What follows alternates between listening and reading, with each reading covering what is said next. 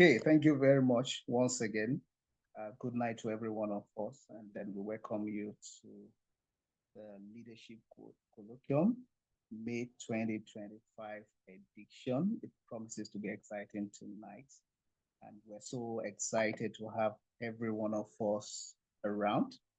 And then it's such an exciting moment for every one of us. I can see that above guest speakers in the room already, and then also moderator tonight also is in the room.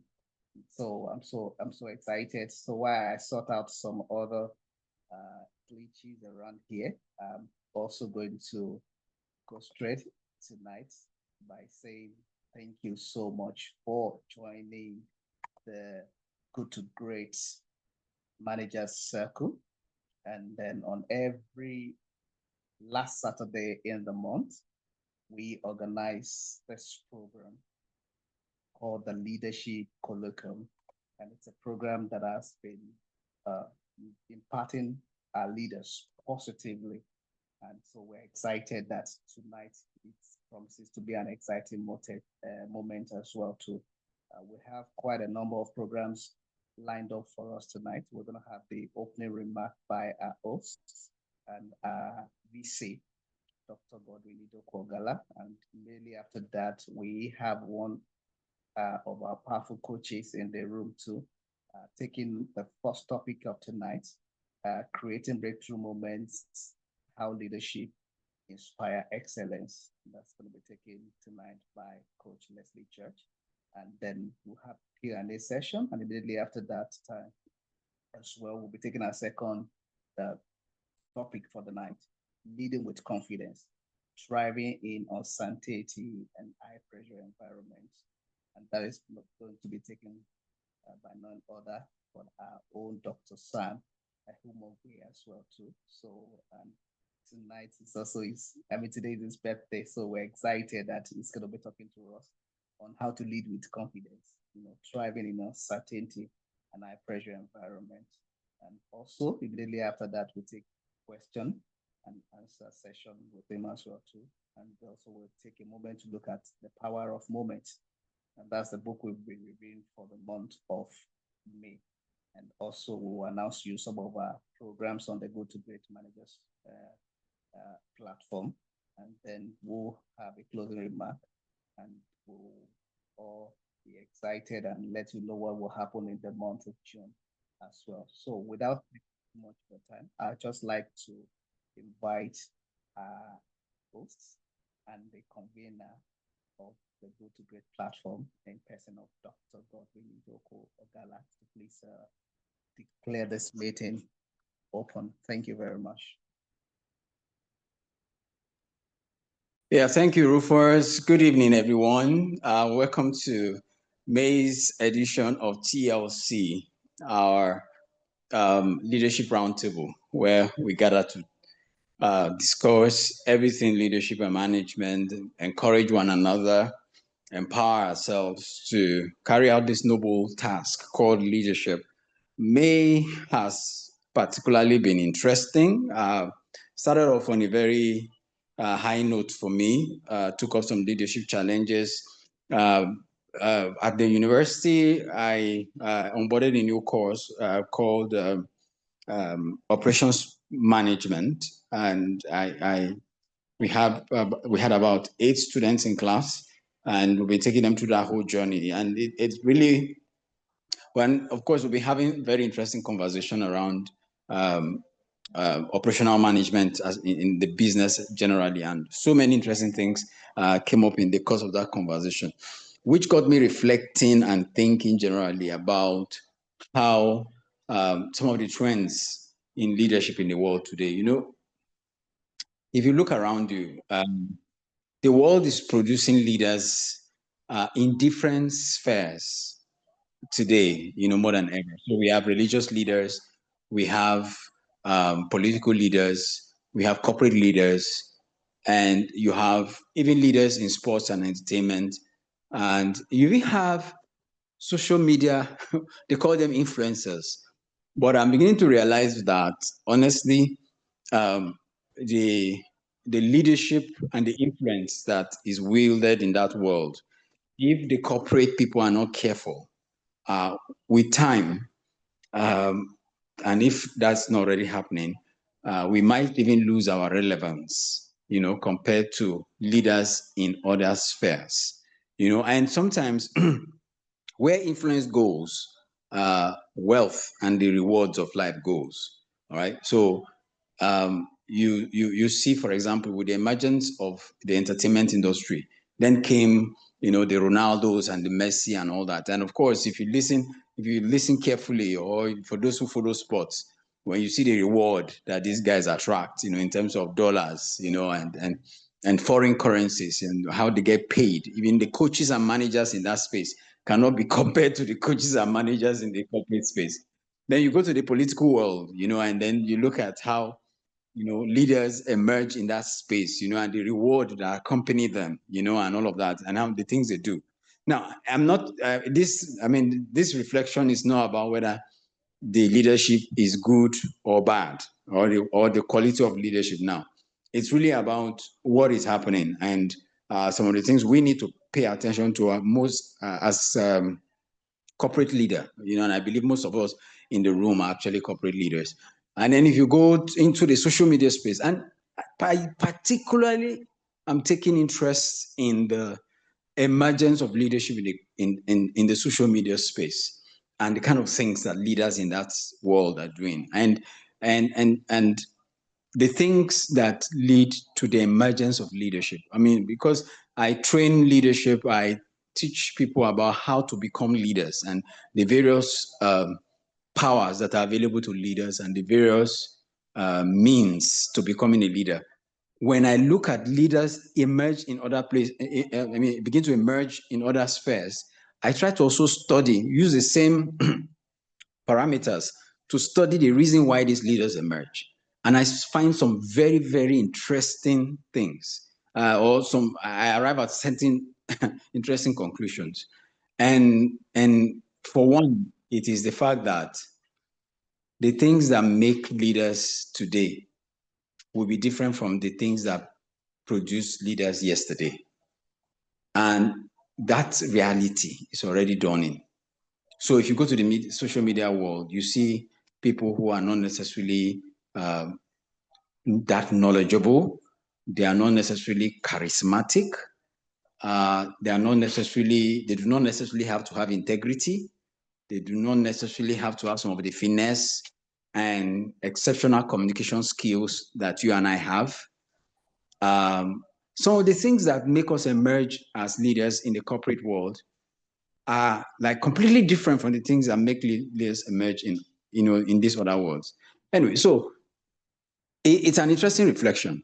And if you superimpose that on some of the conversations we'll be having today about, how to inspire uh, um, excellence, through leadership, I think I'm really looking forward to hearing what our speakers have for us in that area, because I think it will feed some of the reflections I've been having about, the emergence of leadership in the different mountains or different spheres of life. And of course, this wonderful conversation that Dr. Sam is supposed to have with us about leading in uncertain times as well. Leadership, of course, by all means, must be by inspiration. All right. I mean, like we said, the best form of leadership must be by inspiration and not by intimidation. All right.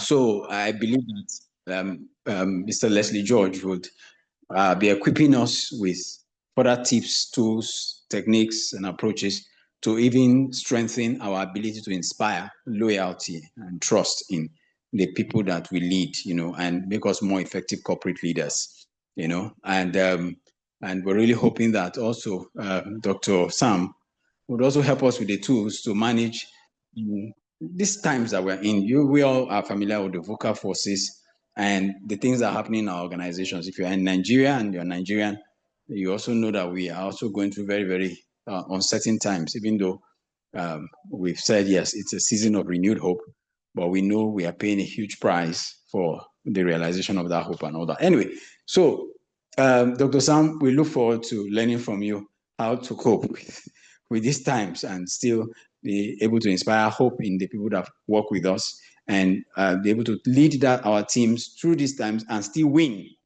all right, and bring in the deliverables and the trophies for our organizations. So, having said so much, I didn't plan to say so much. I want to yield the floor to our highly esteemed honorable speakers who will be taking us through some of the things they have for us today. And I think this is the time where Mr. Rufus introduces them. So thank you so much, Rufus, for doing a great job. And welcome everyone. Thanks for making our time to be here. I wish you a wonderful learning session. And I hope you leave here equipped and empowered to do your work, this noble work called leadership, in the coming month. Thank you. Thank you. Thank you very much, VC, for that remarkable opening. I think you're whetting our appetite already for the topics of tonight. So we're excited. We're excited. And I'm also excited tonight to introduce to us our chief moderator tonight. And it's also the TLC director. And it's also no other person but our own Mrs. Rita. Thank you very much, Madam Rita. Please, we hand over to you why I support with the other props that are required for tonight's presentation. Thank you very much. Okay, Madam thank Rita, you are you so there? much. You're Yes, I welcome. am. Thank you, Rufus, for that such wonderful time out there. And then VC, thank you also for giving us an inkling of what we should be expecting today.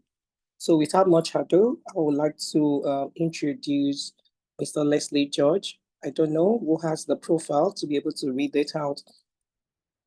He will be taking us the session on creating great moments. As leaders, how do we get to create great momentum within the team? Normally, people join the organization and they want to be led. They want to make impact in an organization. But if there is a disconnect between leadership and followership, we always have dysfunction within the team. And people want to follow leaders that can actually inspire and motivate them and also be able to make impact in their life. So how do we have those moments that they don't always forget, that always keep on resonating with their lives? They can always relate to. I remember some of my leadership journey, and I remember the lives of my leaders, what they've done in my own life. I was telling my daughter just yesterday with one of the leaders about 20 years ago, we're still in touch, and you will just think probably we're from the same parentage. But so I want us to welcome, you need to drop an emoji. Let's see who is present in the house tonight. Let's see you. Let's see what you want to drop tonight. Let's see an emoji that you want to welcome the first speaker today, Mr. Leslie George. Rufus, you have the profile, so you need to read the bio. I don't have it here. So, Mr. Leslie, are you around here now? Can we bring you on board? We'll take up Mr. Leslie George. Can we have you Yes. on? Yes, please. We'll wait for the bio. We'll probably take it in the mid of the session before the question and answer so that we don't waste people's time. Thank you. All right. Thank you very much, Mr. Leslie. Our coach is in the house already tonight, and then I'm actually excited to also quickly introduce him to, us. Why I up his bio, just a little glitch.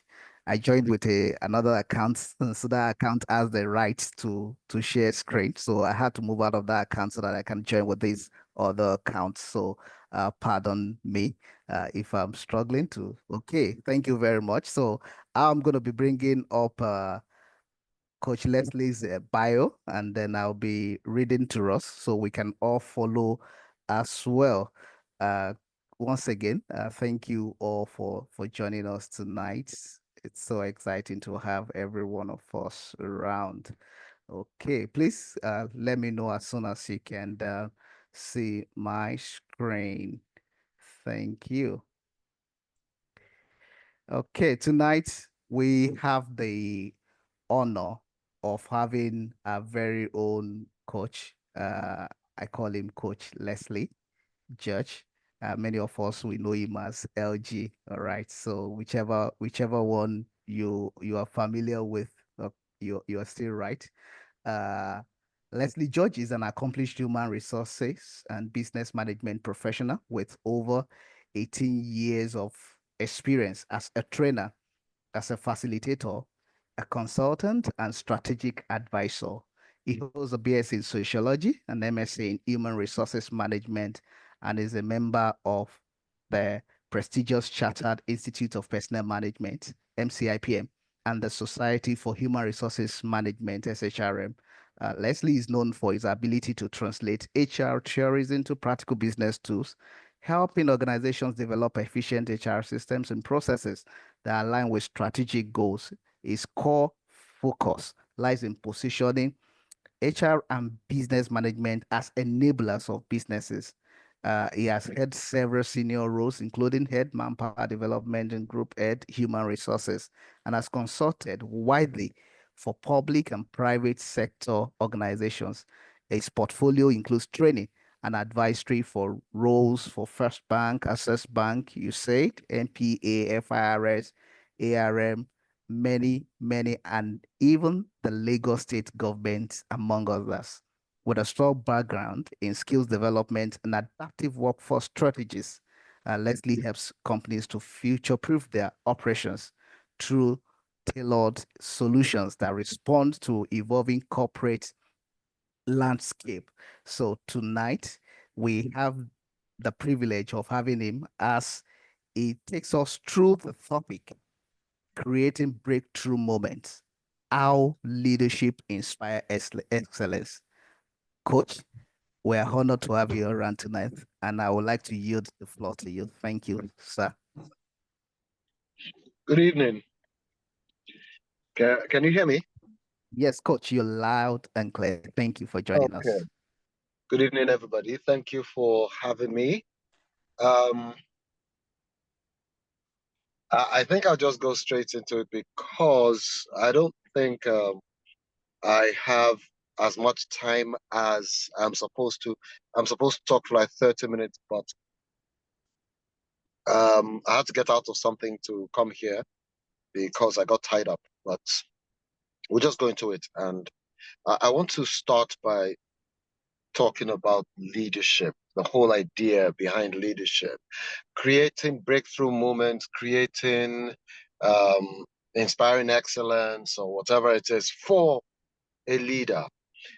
Today, you look at the corporate world and you see how things are quickly changing, things are quickly moving. The business environment is constantly and continually being recalibrated. Organizations are looking at themselves and using that business environment as a backdrop to what do we do? How do we do it? In what direction do we move? We're talking strategy, we're talking strategic intent, we're talking strategic direction. And we're looking at the whole thing and asking, how can we realize the goals that we have put down? Organizations can't do anything if the people who are tasked with getting things done are not doing what needs to be done. A leader, or let me say it like this, leadership is first and foremost social influence. Every time you hear the term social influence, you think relationships. That's the first thing you think, relationships. But leadership is a process of social influence in which one person can enlist the aid and support of others in the accomplishment of a common task. Now, how exactly do I enlist the aid and support of others? When we use the term enlist, I think I'll borrow from the military so that it makes it easier. When you enlist, for example, let's say your country is at war, and let's say your country is at war, and you don't have enough personnel, all right? What the military will do is the military will go from door to door, and they'll pick up anybody who is 18 years old, able-bodied, usually men. There's nothing wrong with you, your head is correct, everything. And you go to fight by force. you don't have a choice. It's called drafting or conscription. All right. But when you get up from your house and you walk to the military recruitment office and say, I want to join in this war, what you're doing is enlisting. In other words, when it comes to enlisting, you must want to do it. You must want to follow. You must want to do what needs to get done. That's what it means to enlist. So when we say leadership is a process of social influence in which one person can enlist the aid and support of others, in other words, these people must want to do it. They must want to follow.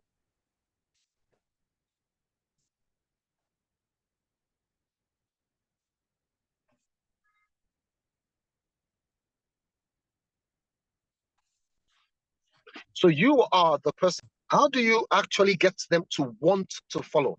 That's usually where the problem is when it comes to leadership. How do you inspire people enough to say, I want to follow this person. I want to be here. I'm not forced. I'm not coerced. I'm not compelled. I desire to follow this person through. The first thing that we have to understand is this. For you to inspire people to want to be, it starts from who you are. It starts from how they see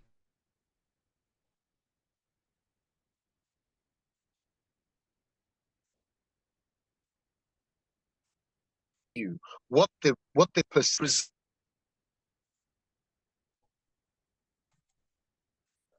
Here's the thing.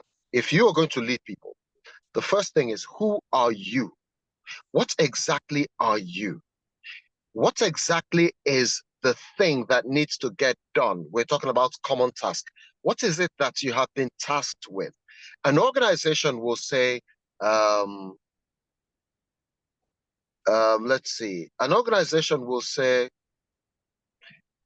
Leslie, and Leslie will say, yes, we have this particular task, this particular role, and we need somebody to occupy it. And you say, okay, I can do that. And then they say, you're going to be responsible for everything that happens there, and you're going to be accountable for everything that happens there.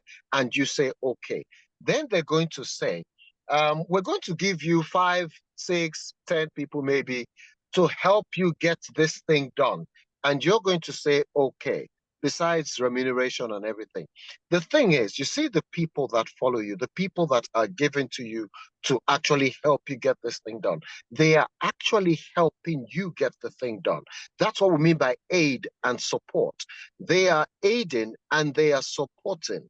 To aid is to help. To support is to strengthen the structure of, or to strengthen the position of. So how exactly do you get these people to want to do it? Now, I'm going to say this like this. The higher up you go on any social ladder, on any corporate ladder, rather, the higher up you go on any corporate ladder, the more supervisory your role becomes. Let me repeat that. The higher up you go on any corporate ladder, the more supervisory your role becomes. If your role is supervisory, it means that you are not hands-on anymore. That means you're getting things done through the people that you're supervising. In other words, their own results are the results that you have to show. The results of the people you're supervising are the results that you have to show. In other words, if those people are not doing well, if they're not excellent in their delivery, you are not excellent in your delivery. Because the only way we judge whether you, as a supervisor, is doing your job well is by looking at the results of the people that you are supervising. That's the only way we can tell how good you are at what you're doing, because your job is supervisory. Your job is to get things done through other people. That's what leadership is in this regard. If your job is to get things done through other people, then it means that your results are in the hands of those people. How exactly do you get them to want to follow, to want to be willing? How do you do that? What is the thing that they have to look at for them to say, oh, okay, we want to follow this person. We want to do this thing. How do you get them to develop what we describe as um, discretionary behavior? How do we get them to do that? Please hold.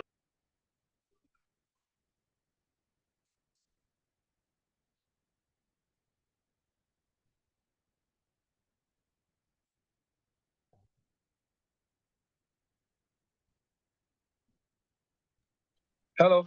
Okay. Can you hear me? Hello. Loud and clear.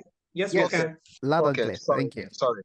Okay. So, what was I? I was talking about willingness. You see, the kind of person you are, the kind of things that the decisions that you make, the consideration that you actually put into the things you do when you're dealing with the people that you're dealing, the kind of ideas, the kind of drive, the kind of trust and confidence that you have in the people that you are leading, the kind of building development that you make for these people that those are the kind of things that make them stop and say, oh, okay. There's something that's in organizational behavior that we call consideration behavior. Consideration behavior is when you as a leader, you actually take the things that matter to the people that follow you, the people you lead. You take the things that matter to them and say, these things are important. The things that concern them, their career, the direction they're going in, the things that are personal to them, whatever it is. And you say these things are important. That's what we call consideration behavior. Consideration behavior simply means how do you behave with the people that you're leading? It simply means what kind of functional relationship do you have with the people that you're leading? Let me say it like this. If you are a leader and you have to push your people, you have to shout, you have to cajole, you have to insult them, you have to give them close marking for them to actually do the job they've been hired to do. The question you need to ask yourself is, if you're not there to do all that, what gets done? If you're not there to push them, to force them, to whether it's manipulate them, if you're not there to actually closely mark them and call them every second to make sure that somebody's doing something, you can't sleep at night because somewhere in your head you're thinking, if these people, are they doing what needs to get done? If you always have to be there, push them, cajole them, and maybe insult them and insult them and shout at them for them to get things done. Question. If you're not there to do all that, what gets done? That's a question you need to ask as a leader. What is the thing that will get done when, if you're not present, nothing gets done? You need to ask, how or what are those things that are imperative? Your people, you must be able to inspire certain things in your people. For example, if you trust them, trust is something that I would like to say reciprocal. If you trust your people and you show them that you trust them, they are going to trust you. If you show your people that you're committed to them, their growth, their movement forward, their development, and you're committed to that, and you demonstrate that commitment, they are going to reciprocate that commitment. If you let your people know that whatever skills development they need, you are more than willing to make that happen, to teach, to coach, to mentor, to shaping them. If you do that, your people will be more than willing to follow because they realize that you have their interests at heart. People will always respond to how leadership behaves towards them. People will reciprocate what leadership is channeling towards them. You need to understand that every single person that you are leading is looking at you and taking a cue from you, from your behavior, from your choices. And they are looking at you so that they can decide how to do, what to do, when to do. They need to look at you because you're supposed to give them cues for excellence.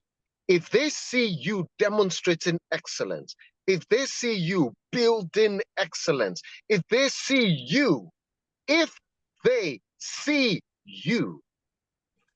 they are going to emulate that. What you as a leader must do is build the kind of people that can do what needs to get done. What do they need to get those things done? What do they need to know? What is the attitude that they should have towards work, towards the things that need to get done? How do you shape the thinking? How do you shape the feeling? Because our actions are usually inspired by how we feel about something, how we feel about a situation, how we feel about a person. People, if you're a leader and you say, let's say, if you're a leader and you say, my people like me, you need to ask why they like you. What is the reason that they like you? And I'm going to explain that. A lot of times we're satisfied with the fact that people like me. Why do people like you? Why do the people that follow you, the people you lead, why do they like you? If you are a person who is always giving second chances, if you're a person who is always letting them get away with whatever they shouldn't get away with, they will like you. If you are the kind of person that is laissez-faire, they do whatever it is they feel like doing, and you're okay with that, you're not coming down on that, they will like you. So you have to understand, why do they like me? Understand why people like you, why your people like you, so you can build on that.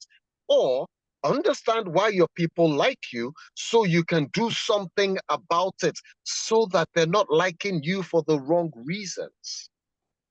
If you are going to create what we describe as what we would describe as excellence, inspiring excellence and all that, and creating moments that your people cannot forget.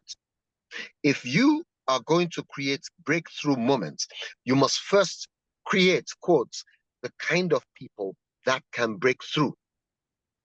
You must first create, you must first develop, you must first shape the kind of people that can create breakthrough moments.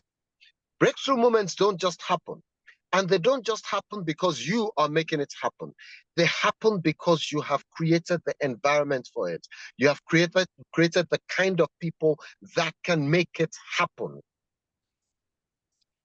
Always ask yourself, as a leader, the higher up I go on the corporate ladder, the more supervisory my role becomes. But if your role is supervisory, it means that the people that follow you will have to take cues from you on how to get things done. Leadership is supposed to provide three things. Leadership is supposed to provide knowledge and information. Information is what we need to know to get things done.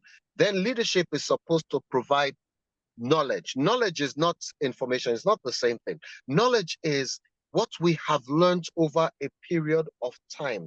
Knowledge is expertise. Knowledge is experience. You must take your expertise and take your experience and create tools for the people that you lead so they can use them.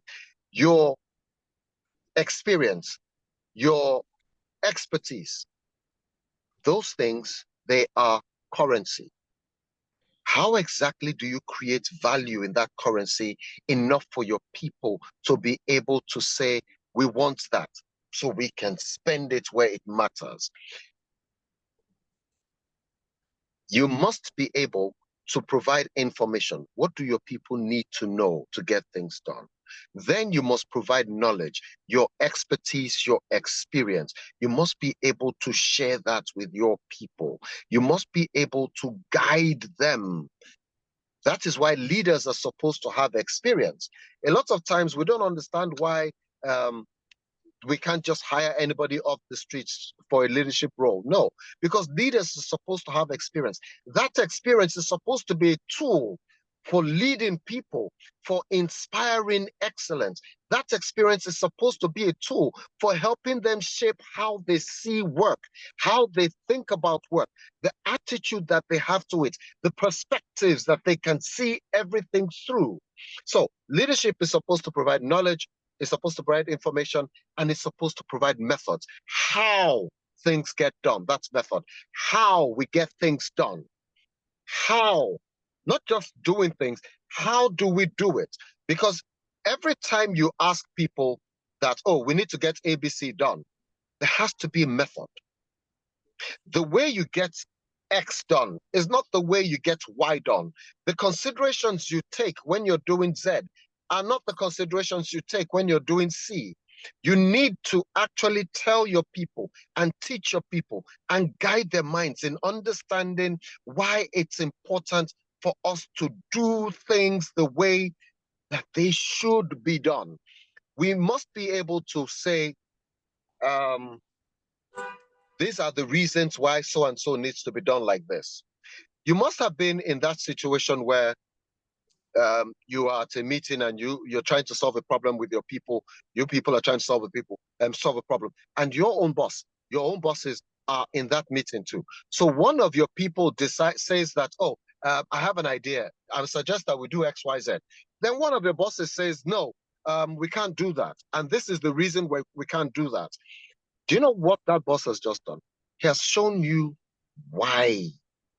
In your mind, if you were the only one, you would have said, good, we have a good idea, or we have a fantastic suggestion. But the reason he can say, no, we don't have a good suggestion, that will not work because ABC, is because he's bringing his experience and his expertise to bear.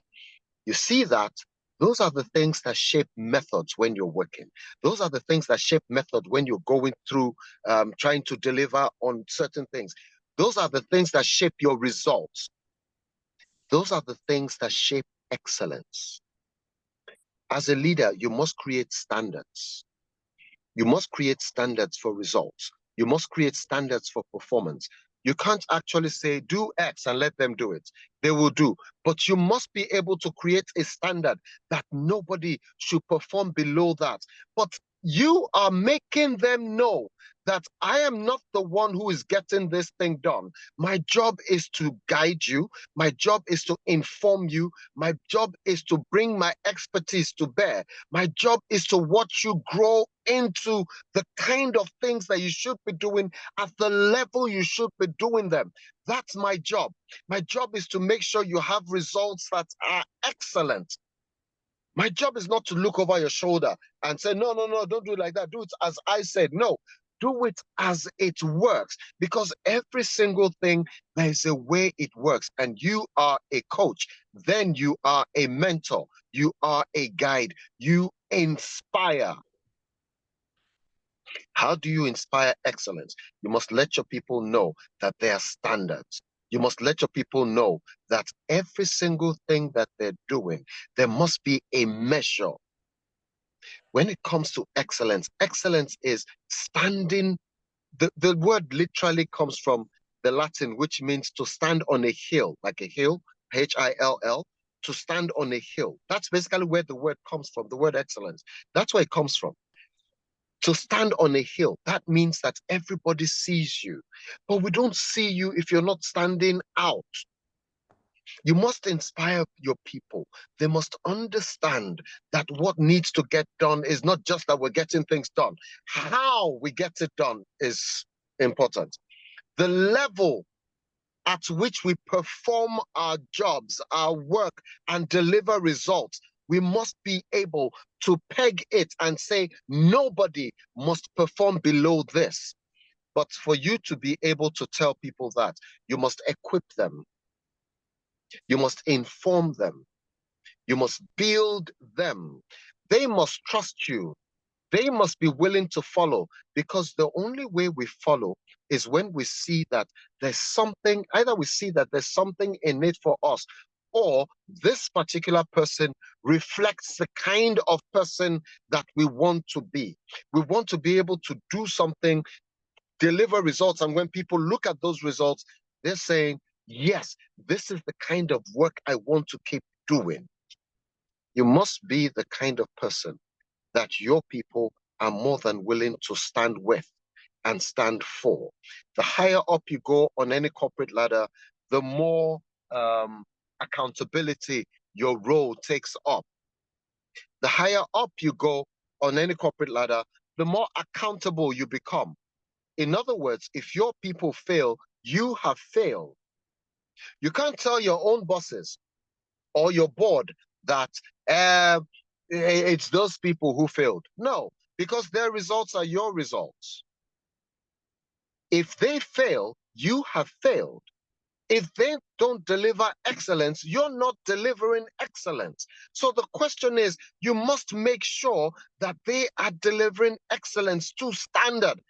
And if you do that, then what they produce will be excellent. And you would have inspired that. You remember when I said relationships? Every time you hear social influence, it's talking about relationships. As a leader, you must learn to build relationships. You must learn to maintain relationships. You must learn to sustain relationships. And you must learn to use relationships. You see that thing I've just said now where I say use relationships? It's sounding very Machiavellian that you're using people. No, every relationship has its function. There is a reason we have every relationship that exists, that we find ourselves in, whether it is marriage, whether it is work, whether it is whatever it is. Every relationship has what we need it to do. If the relationship you're in is not doing what it's expected to do, the reason you got into it, if it's not doing it, that relationship starts to lose its value. Whether it's marriage, whether it is a relationship with your family, whether it is, if that relationship is not doing or delivering the values that it's supposed to deliver, the reason you came into it, if it's not doing that thing, the relationship starts to lose its value. It's the same thing as a leader. The people that you lead, you build relationships with them. The kind of relationship that inspires them to want to stand with you. The kind of relationship that inspires them to want to do more, be more. If you build relationships, you will realize that the kind of people that you're leading are the kind of people that you won't need to be there for them to deliver excellence. You won't need to push, cajole, shout at, insult, and give them close marking for them to get things done. People must be able to say, this is what Leslie expects from us, and this is what we're doing. We're not doing any less.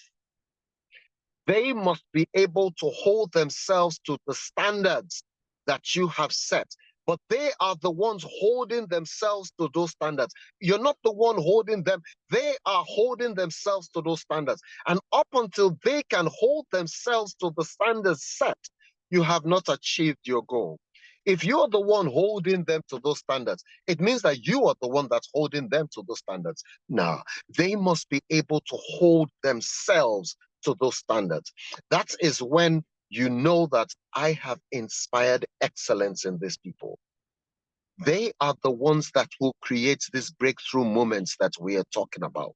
You look at it and bask in the euphoria of them being excellent.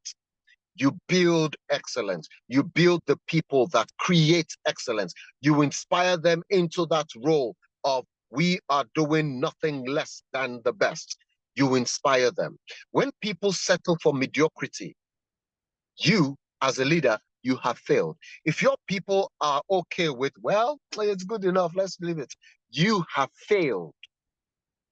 You must be able to build the kind of people who see what they're doing and ask themselves, it's not just we doing this work, it is how well we do this work. If you can't inspire that in people, the people you lead, you have failed. Your business or the area of the business that you're leading will fail, because then you're the one who will have to hold them to a standard of excellence. And if you're the one who has to hold them to it, there's a problem. They have to hold themselves to that standard of excellence. They must hold themselves to wanting to do the best that is possible within the circumstances that they find themselves. Your people must want to follow you. Your people must want to follow you.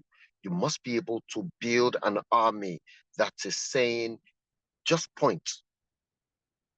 An army that is saying, boss, just point.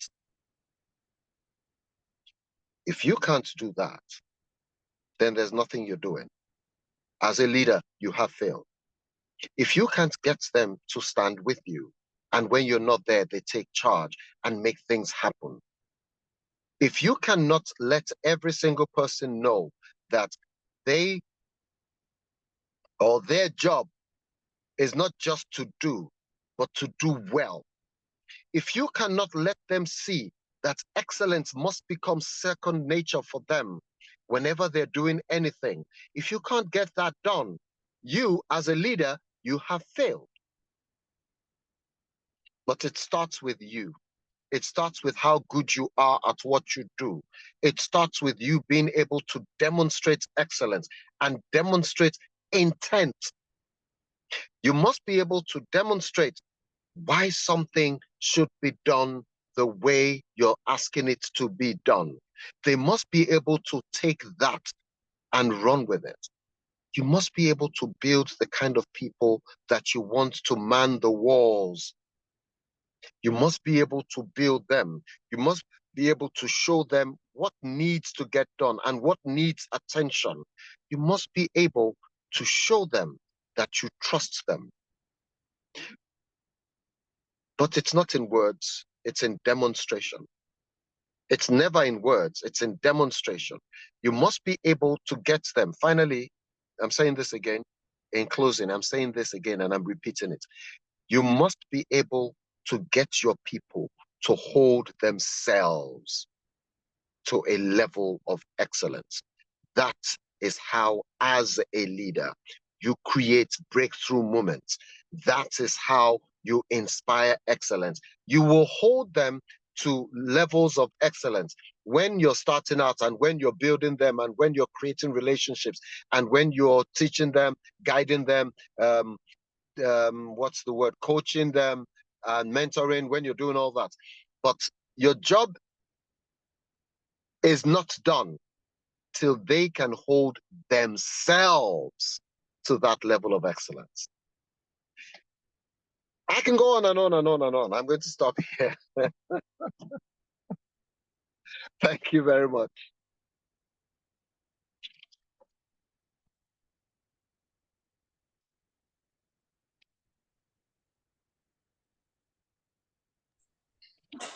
Thank you so much, Leslie. It was, these were inspiring words that have left in the marble of time.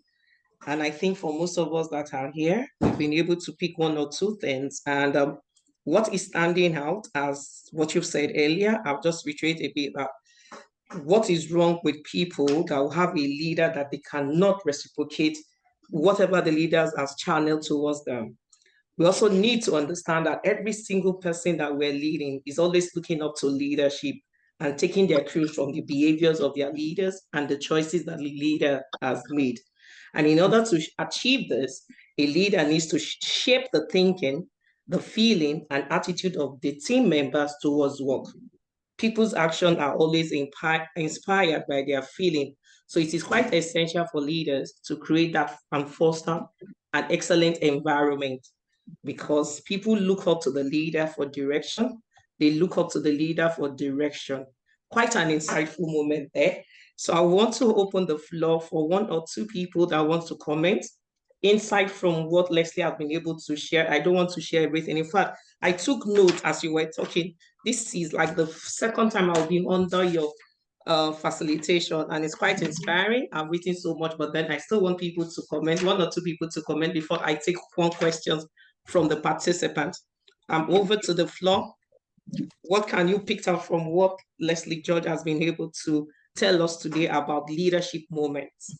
It's very inspiring. I don't want to be the only one talking because I wrote and wrote. I wrote 3 pages actually. So, and it's inspiring enough that as leaders, we need to demonstrate a lot of things so that our followership can also be able to emulate us. It is not only in words, but in action. Deep insight from the professor.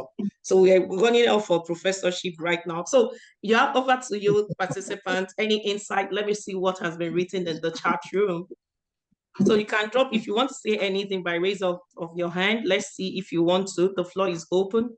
Always inspiring listening to Coach. Thank you, Coach Leslie George. We appreciate your time with us tonight. Any question? So if you don't have any question, I have 1 question that during the course of your talk, I was writing some things down.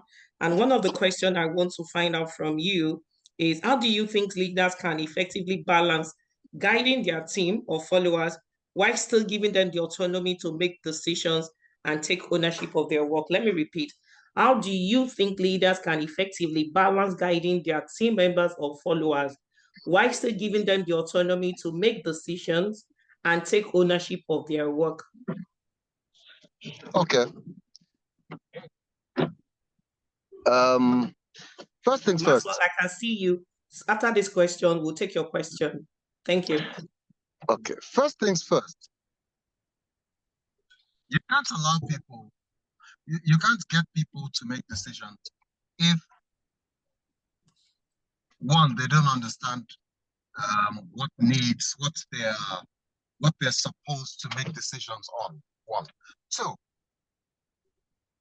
if you're going to let people do things without interfering with saying, oh, I trust you to do it well, it has to be that you have already done them. You've already laid down the methods. This is how it's done. You have taken them through certain things that they must know, they must understand. You have walked them through how things need to get done and the things that are important for them to understand. If you're saying that people should make decisions, then they must be able to understand the things that inspire,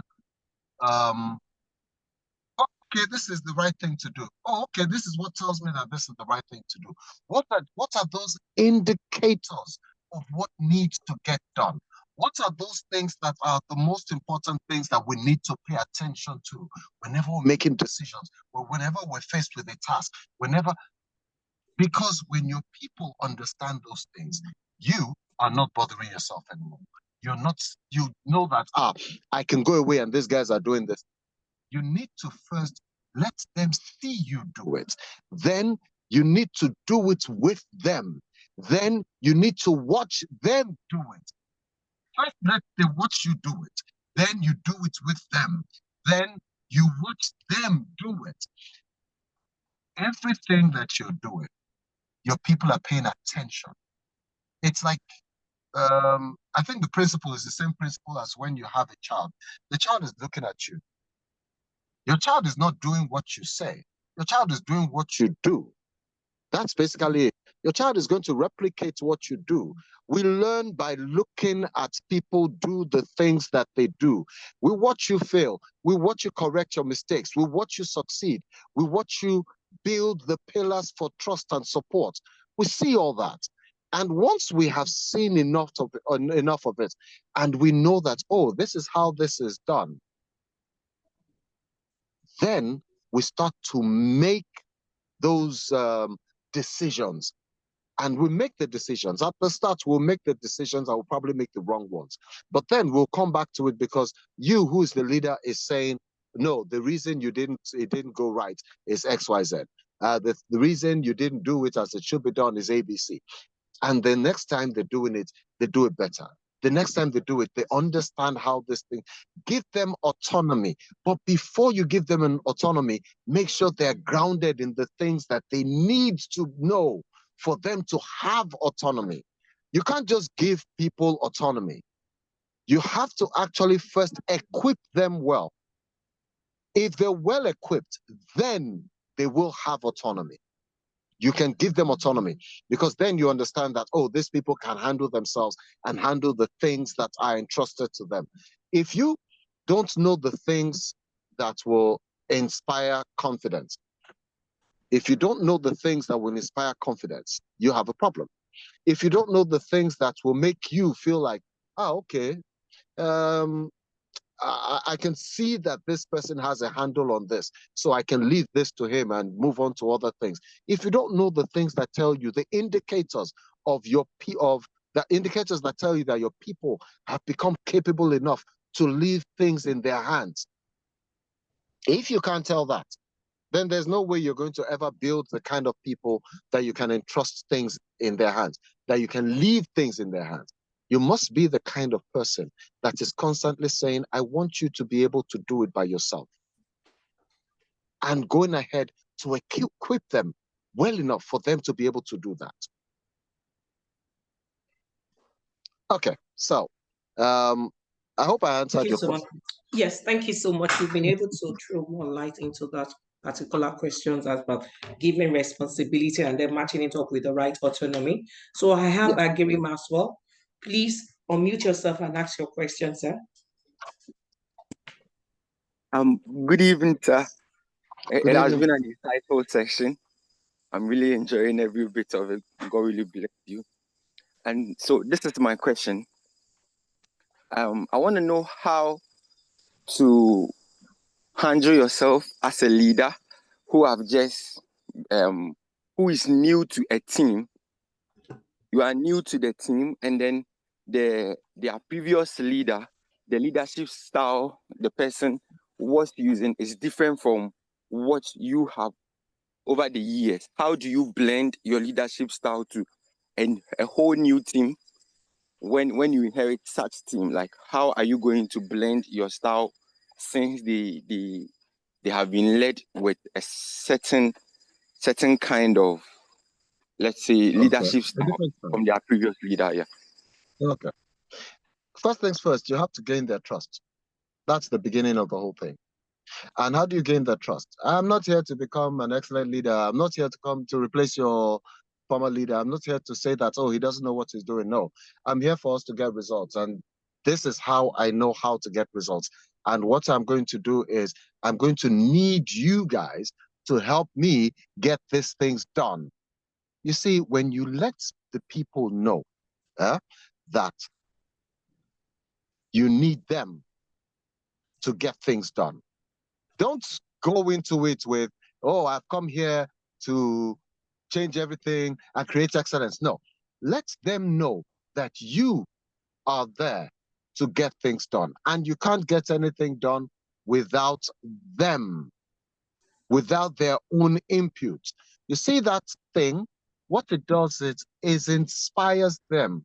It makes them believe that, oh, okay, he's not just here coming to lord it over us. He's not just here trying to change everything that we have always known. No.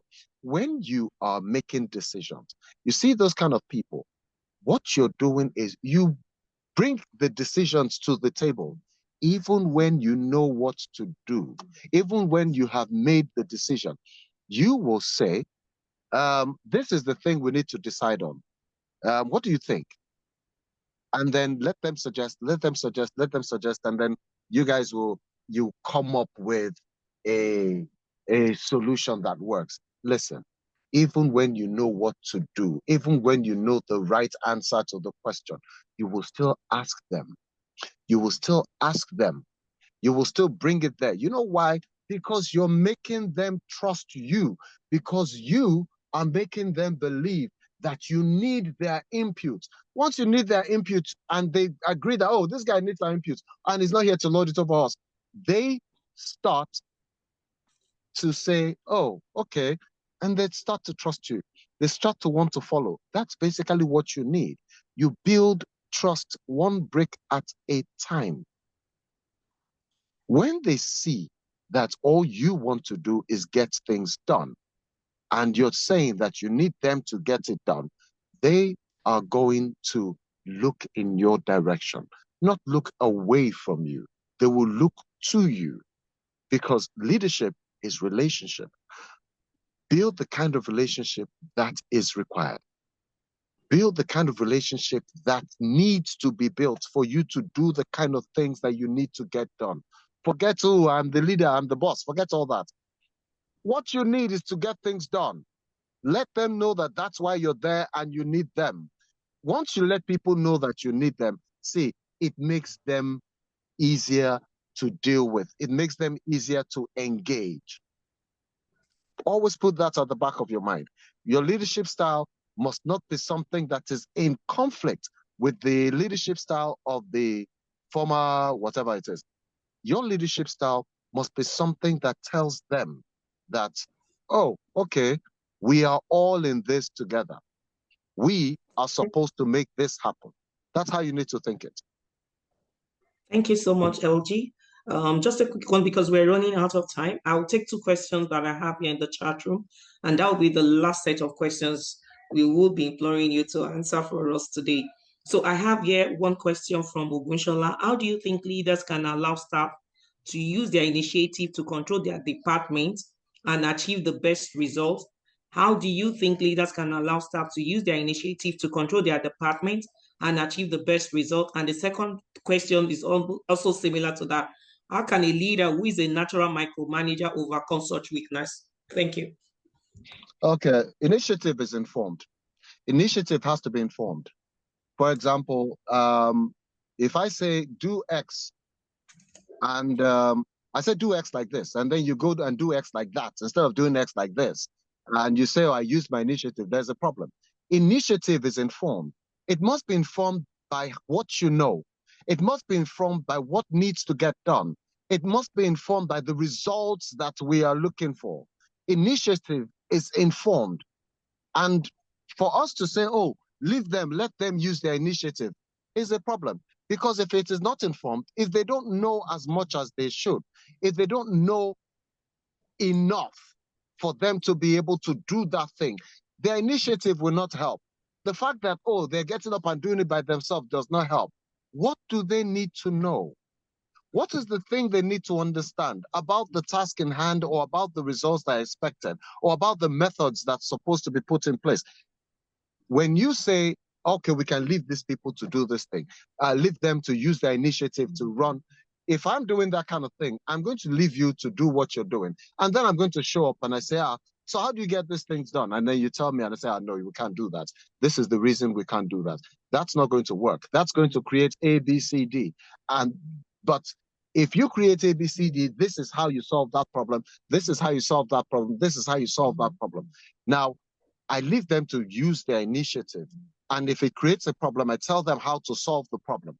But it's easier for me to let you know how. Methods. Remember I talked about methods. How do we do ABC?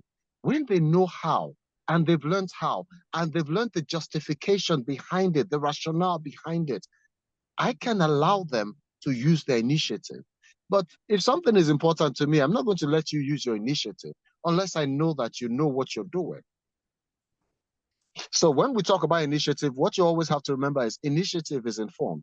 It has to be informed. It has to be informed by what you need to know, what you need to, the methods that need to be applied, the results that we want to get out of it.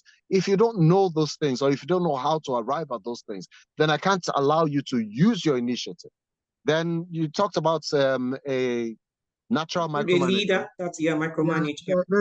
There's no such thing as a natural micromanager. I'll explain what I mean by there's no such thing. The reason we micromanage is because generally we believe that we can do it better. That's basically why we micromanage. We believe that we can do it better. We look at everybody else and think, well, he could do it, but I can do it better. And that's where the problem is with micromanagers. See, let people take little tasks. Let them take little tasks. Let them start with little tasks. So you see how they do with the task. And then you see that, oh, these people, he knows how to do this thing well. Okay, he has got a good hold on it. Then you increase the level of responsibility that you're giving them. Then you increase the level of accountability that you're giving them. And as you're increasing that, you're realizing that little by little, they have a hold, a handle on what they are doing. And they're getting better. and you can see they're getting better. And you will have to start to retreat and leave them to do some things. Move back a little. You can still see, you can still monitor.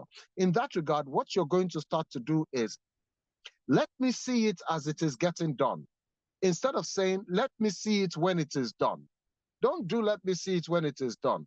Let me see it as it is getting done. And then little by little, you are building trust in them because you see that they're getting things done, they're doing it well, and all that. And then you start to retreat little by little. There's some people that are compulsive micromanagers, compulsive in the sense that they don't trust anybody to do it right except themselves. So when you, who is the micromanager, is actually building the people that you can leave things to, it becomes easier because you already believe that you're the only one who knows how to do it. So now you can teach other people to know what you know how to do. And it becomes easier because you are the one who is teaching them, and you're the one who's creating the standards, and you're the one who's letting them know what they need to do and how they need to do it.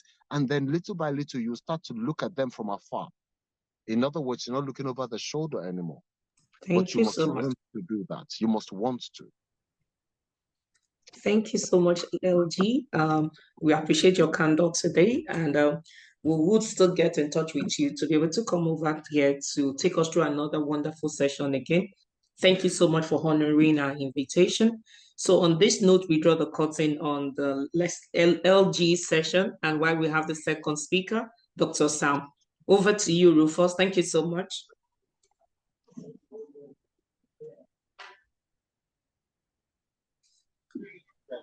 Thank you so much, Coach Leslie George.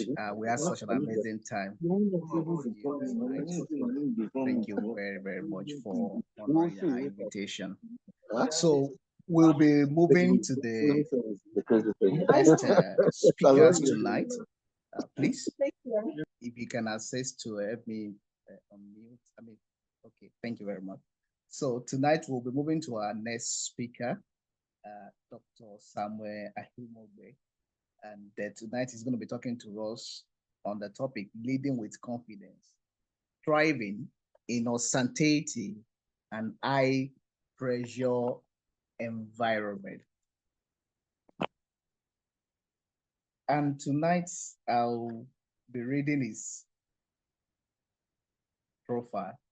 And I want you to know that you are in the hands of the best man to do justice to leading in uncertainty and high pressure environments. Dr. Samuel Ahimogbe is a renowned strategy and leader with distinguished track records in academia, corporate strategy development, and capacity building. As the president of the International Association for Strategy Professionals, Nigeria, and an adjunct lecturer at Maiva University, he brings deep expertise in business management, strategy development, and entrepreneurship. He also lectures at the African Center for Leadership, Strategy and Development, delivering insights on leadership and entrepreneurship. Dr. Sam holds a PhD in management from Walden University, USA, Masters in Finance from Grenoble Graduate School of Business in France, and a Bachelor in Business Administration, Nigeria. He has earned multiple international certifications, including Sustainable Business Strategy from Harvard, Artificial Intelligence for Business in MIT, Innovation and Design Thinking Emeritus, and Strategy Planning Professional, also from ISP in USA. This is underscoring his global perspective and strategic acumen. So beyond academia, Dr. Sam has led high-impact strategic initiatives, such as heading the strategic planning process for Baobab MFB with IFC in 2021. His pioneering work also includes customer service transformation at the National Identity Management Commission, that is NIMC, and also nationwide training engagement with institutions like Zenith Bank, Ministry of Petroleum, and Army Resource Center. Dr. Sam is a prolific author, and he has published several acclaimed books and has served as keynote speakers and subject matter experts on platforms such as Channels Television and National Institute for Security. Dr. Sam has lifelong learning. He's a youth mentor as well, and community development projects also running, like the Ben Carson Reading Project. So when you're talking about transformative leader, you're talking about Dr. Sam. So once again tonight, I want you to join us to welcome Dr. Sam. And tonight is also his birthday. So this is his birthday gift to us. But after the whole session, we will still celebrate him as he takes us on this very topic, leading with confidence, thriving in uncertainty and high pressure environments. Leaders, you don't want to miss this. Thank you, Dr. Sam. Thanks for standing by too. Thank you very much.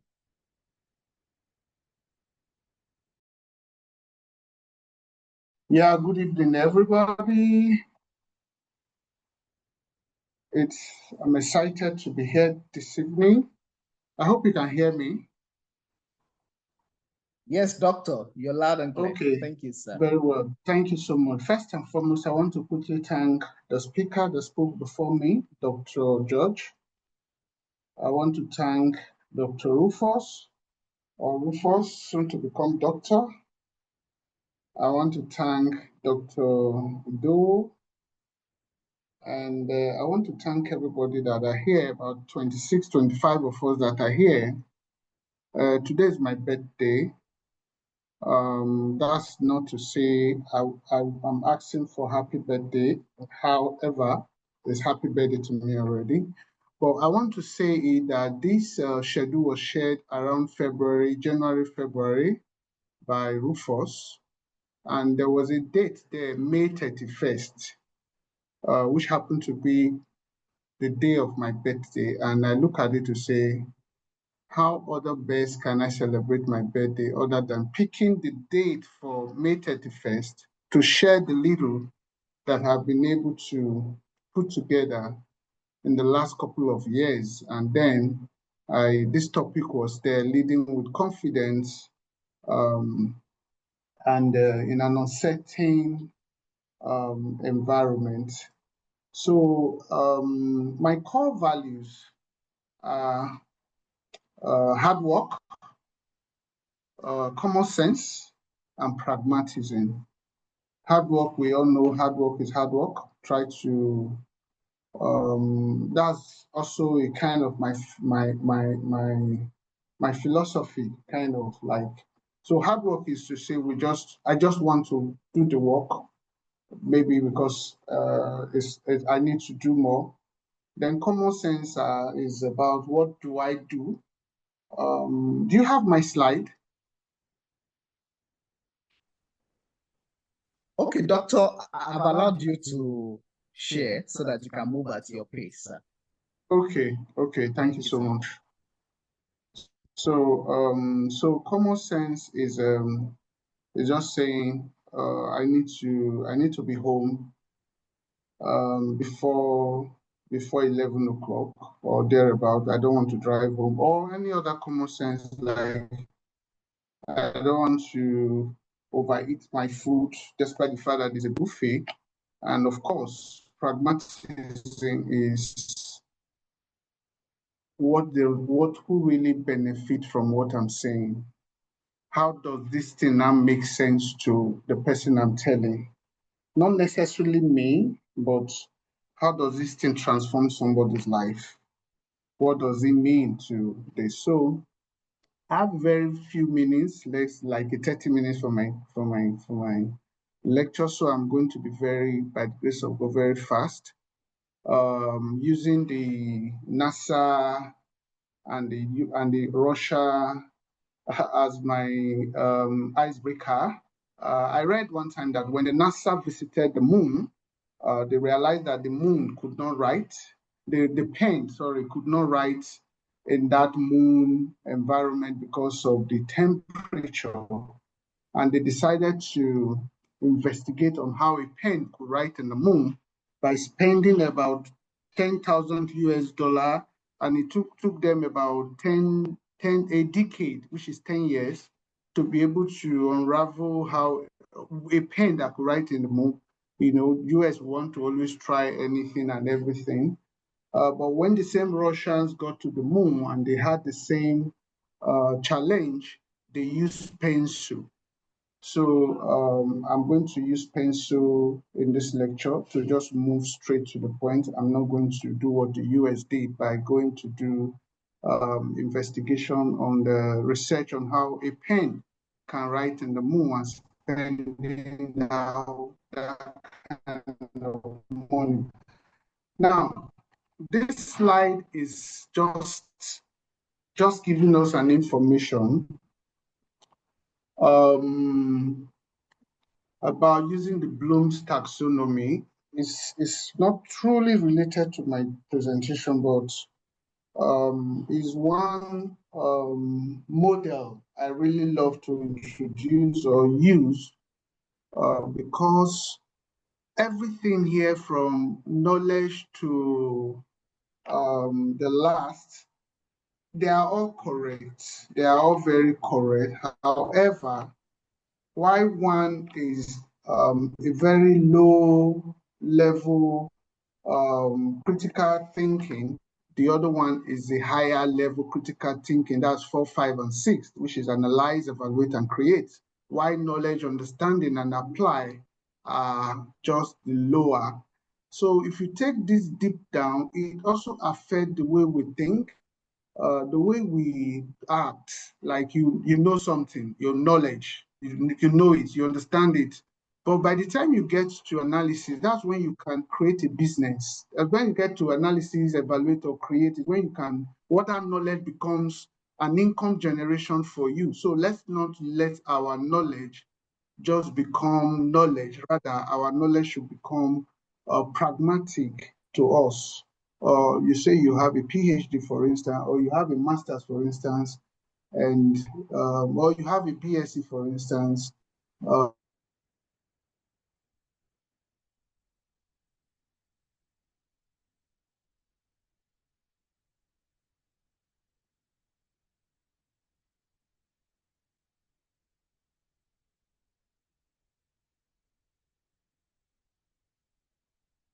Okay, so I continue.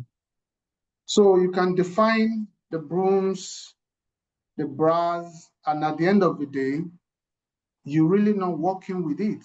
You are not even a leader in any way. Like, I appreciate the lecture given by Doctor that spoke before us, talking about recording in progress. So as you move along, so I was signing on in 2 places. So let me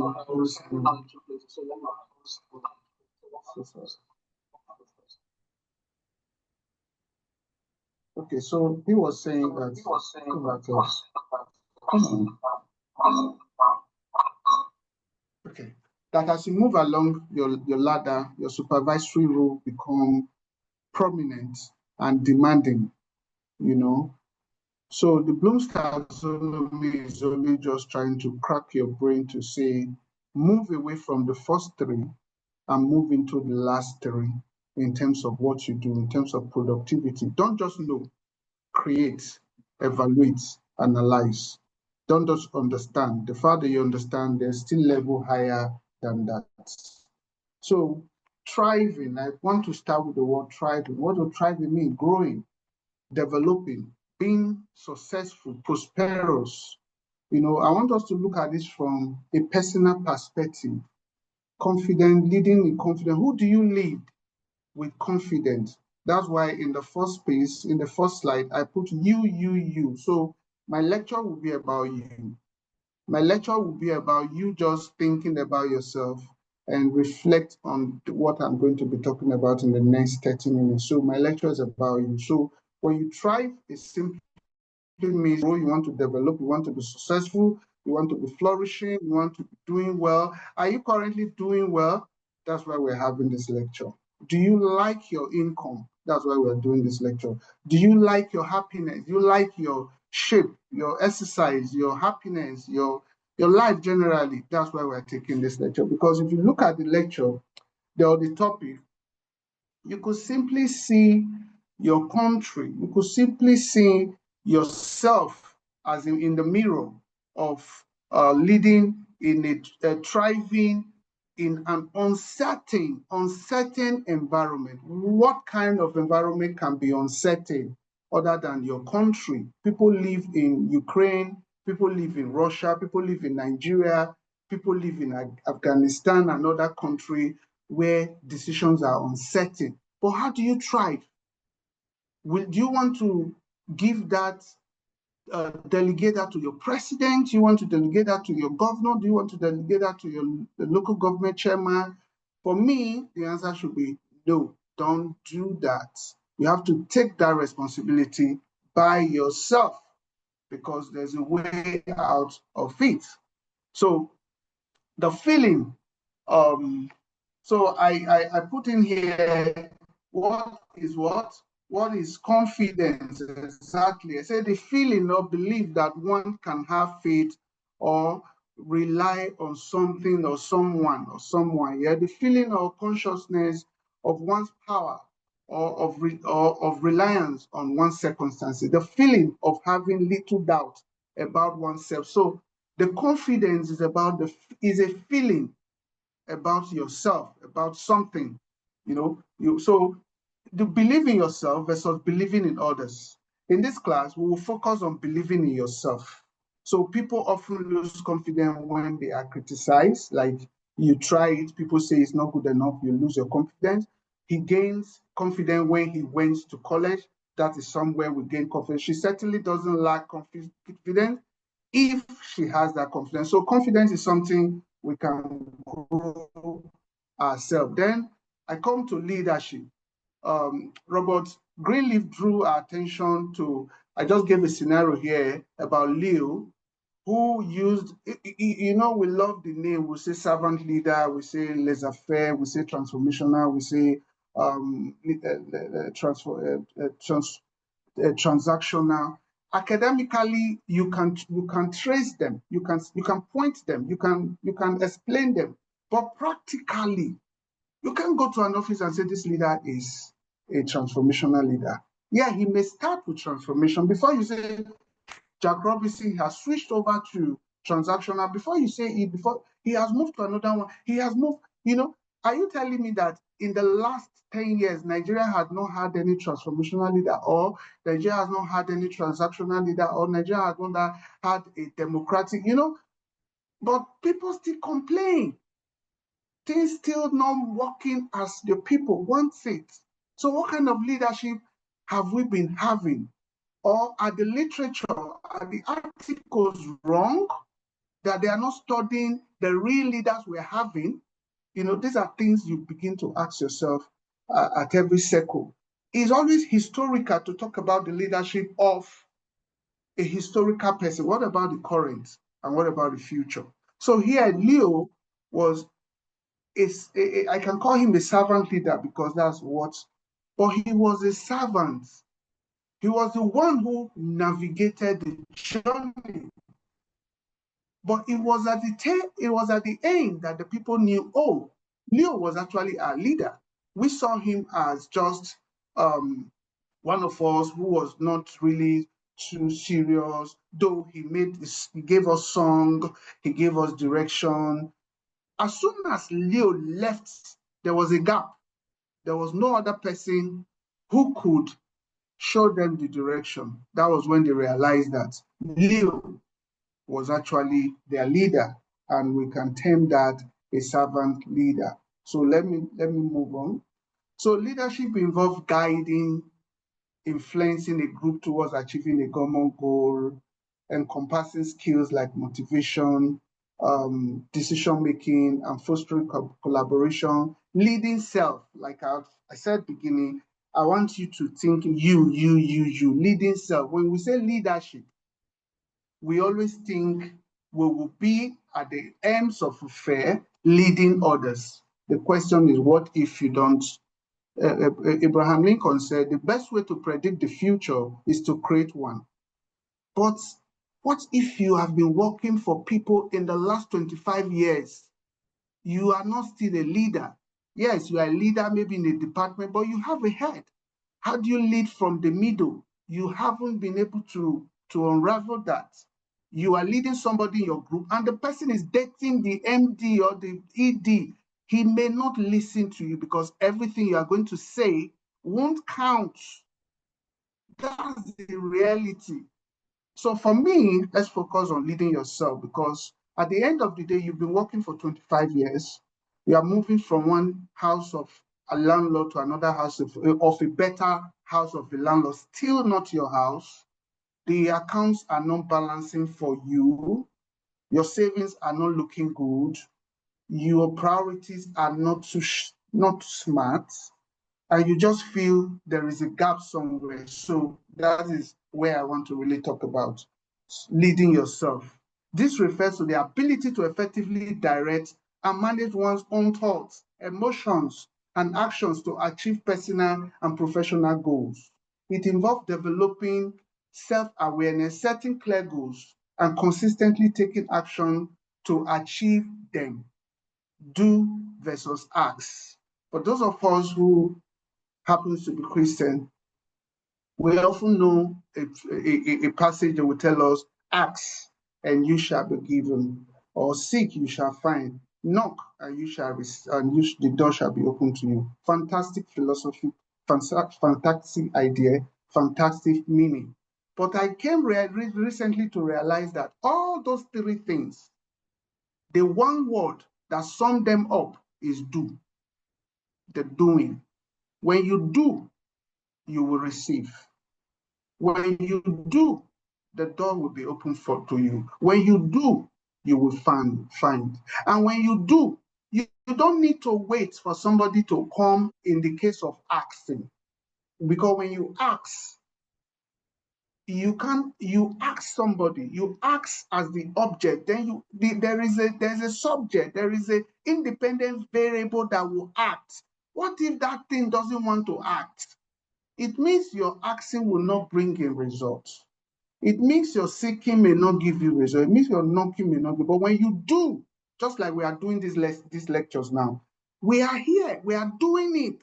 We are not asking that Rufus should fix a lecture and Rufus may not fix the lecture, but we are acting it, we are doing it. So the more you do, the more results you're going to achieve. So anything that comes to your mind to say, when should I ask? Just tell yourself, I need to do it. So the more you do, the more results you are going to get. So essentially, it's about taking ownership of one's life. Take ownership of your life. So, and actively influencing oneself to reach the desired outcome. So, somebody recently I was reading a book, and just one line. It said, to double your income, you have to triple your personal development. I said, what? Say it again, say it again. Say, to double your income, triple your personal development. I said, wow, this is real. This is, I had to reread it and reread it. It sank into my head to say, okay, I want to double my income. What do I need to do? I need to triple my personal development. Now, we had a lecture before my lecture. This is another lecture. These are your personal development. One thing you will hear will change your life or will reshape the ways you used to think about things. So that is why it is important.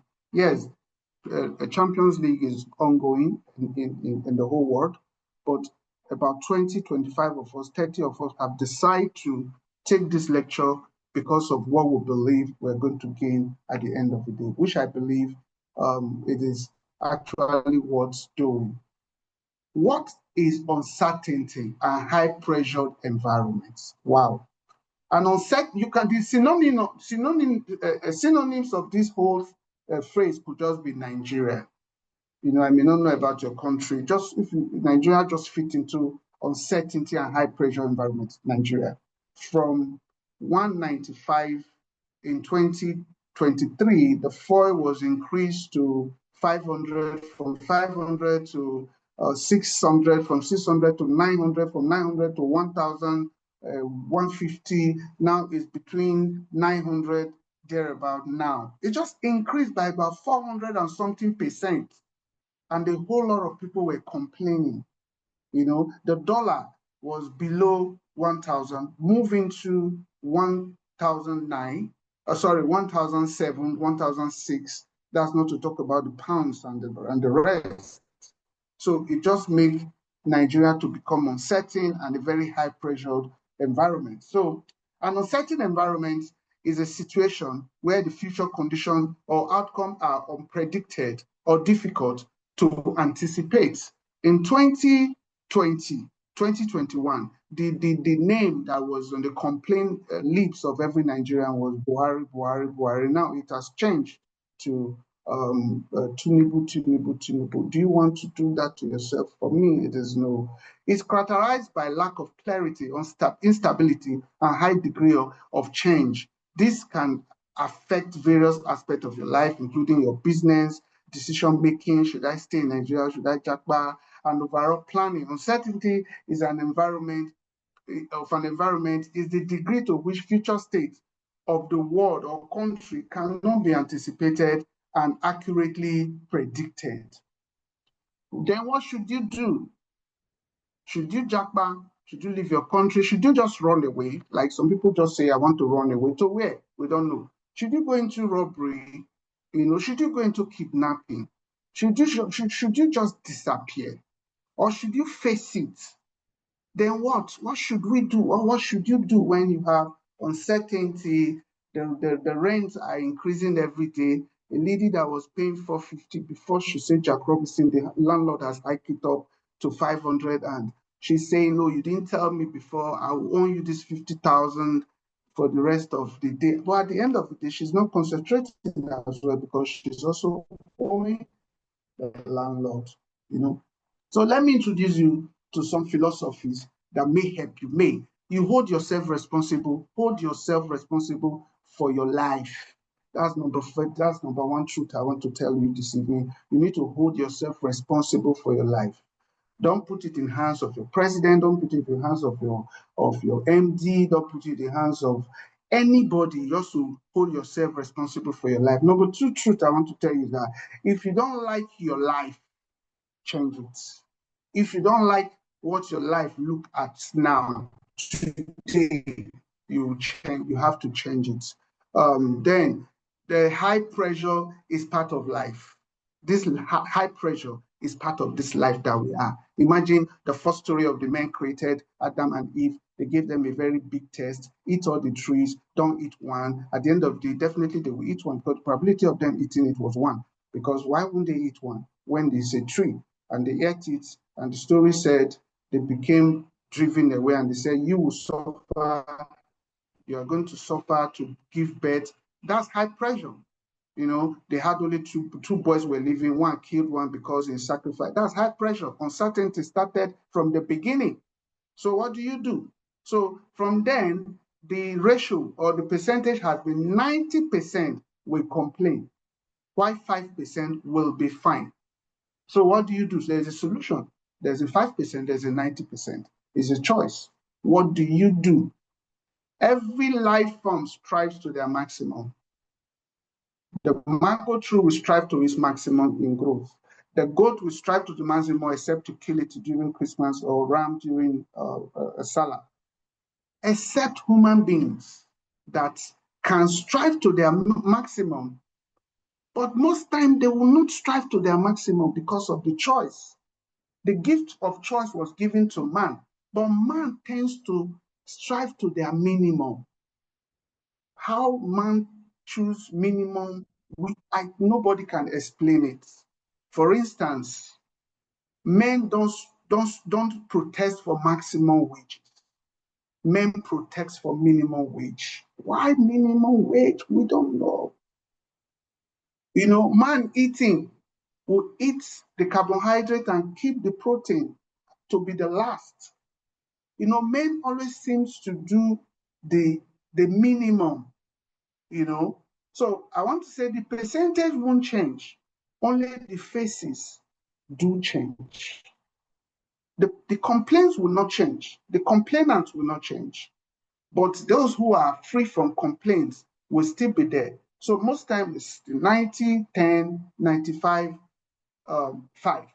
So all you need to do, that all of us that are listening to this training or this lecture, should just see that the 5% is possible. Why don't we just enter the 5% and leave the 90%? Because like I said, the will change, but the faces will do change. The faces will change. Who are the faces that will be in the percentage? You know, this new generation, we will be in the 5%, but the 90 will still be in the 90%. The percentage is the percentage. Like in the before, they'll tell you only 2% of the world population have PhD or have doctorate, blah, blah, blah. You want to like, how? Is that correct? But they're still using that ratio. You know, you ask yourself, how come?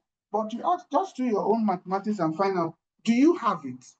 You that is asking how come? Maybe no. Then if you have it, did your parent have it? You know, so those are some of the metrics we can use. So, like I said, you have to hold yourself very responsible by choosing, making your choice. Let's see if we touch some of those things that we're going to be talking about. Then I talk about philosophy. Embrace philosophy only. What is a philosophy? You know, sometimes when I'm training or I'm teaching, I used to introduce myself. I'll tell people, I'm not a medical doctor. I'm not a native doctor. I'm a doctor of philosophy. It seems to be like guyish. It seems to, no, it's just to tell you what I think I want to do. Philosophy is the study of the fundamental nature of knowledge, reality, and existence, especially when it's considered, okay, academic, maybe something like that. And the second one, talk about the theory of philosophy. Philosophy is knowledge, things you know.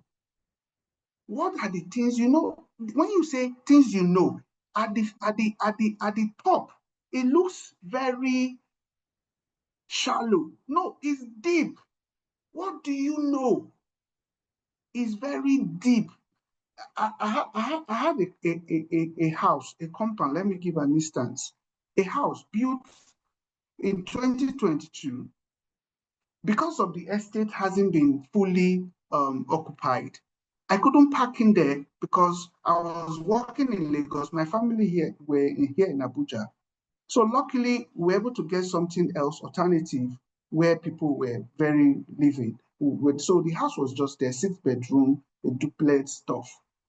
I didn't know what to do with the house until 2 weeks ago, Sunday. I brought in a friend there who I told him I had this kind. When this friend came, he changed the pattern of this house to a 7-room apartment, just with a chalk drawing on the wall. That gave me the motivation, the little money or some of the money I have. They've worked for, it's not up to 2 weeks they've worked. Okay, tomorrow we'll make it 2 weeks, Sunday, because it came on a Sunday. Tomorrow we'll make it 2 weeks, 14 days. He has transformed that place. That's a philosophy. By using what somebody knows. Not me, I didn't know it. He knew it. So I have a friend who knew it. So what are the things I don't know that I'm yet to know? Many. What are the things you don't know? Many. But what are the things you know? What if the things you know are making you poor? Philosophy. So you have to be very careful about the things you know. You know, profit is better than wages. These are things you should know. Profits are better than wages. We know it. We say, oh, entrepreneurship is very good. Do you know what is entrepreneurship? It's not the name, it's the action. Can you do it? Can you take the risk? So a lot of us just settle for job. On the 25th, they start to pay us. You move on. It's fine. But ability to change your philosophy into the better one is very difficult to. So you need to first of all know that these are the better ways. But how do I do it? If you want things to change for you, you have to change. These are dogmatic. These are truths. If you want things to change for you, you must change. And each of these things, they are pillars. It's not just for you to hear them. You need to go and be finding what did you say?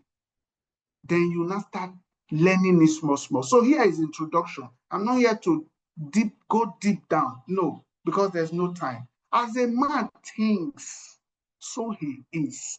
Hey, this is a philosophical truth. As a man thinks, qualitatively is the friends he has. Quantitatively is his bank account.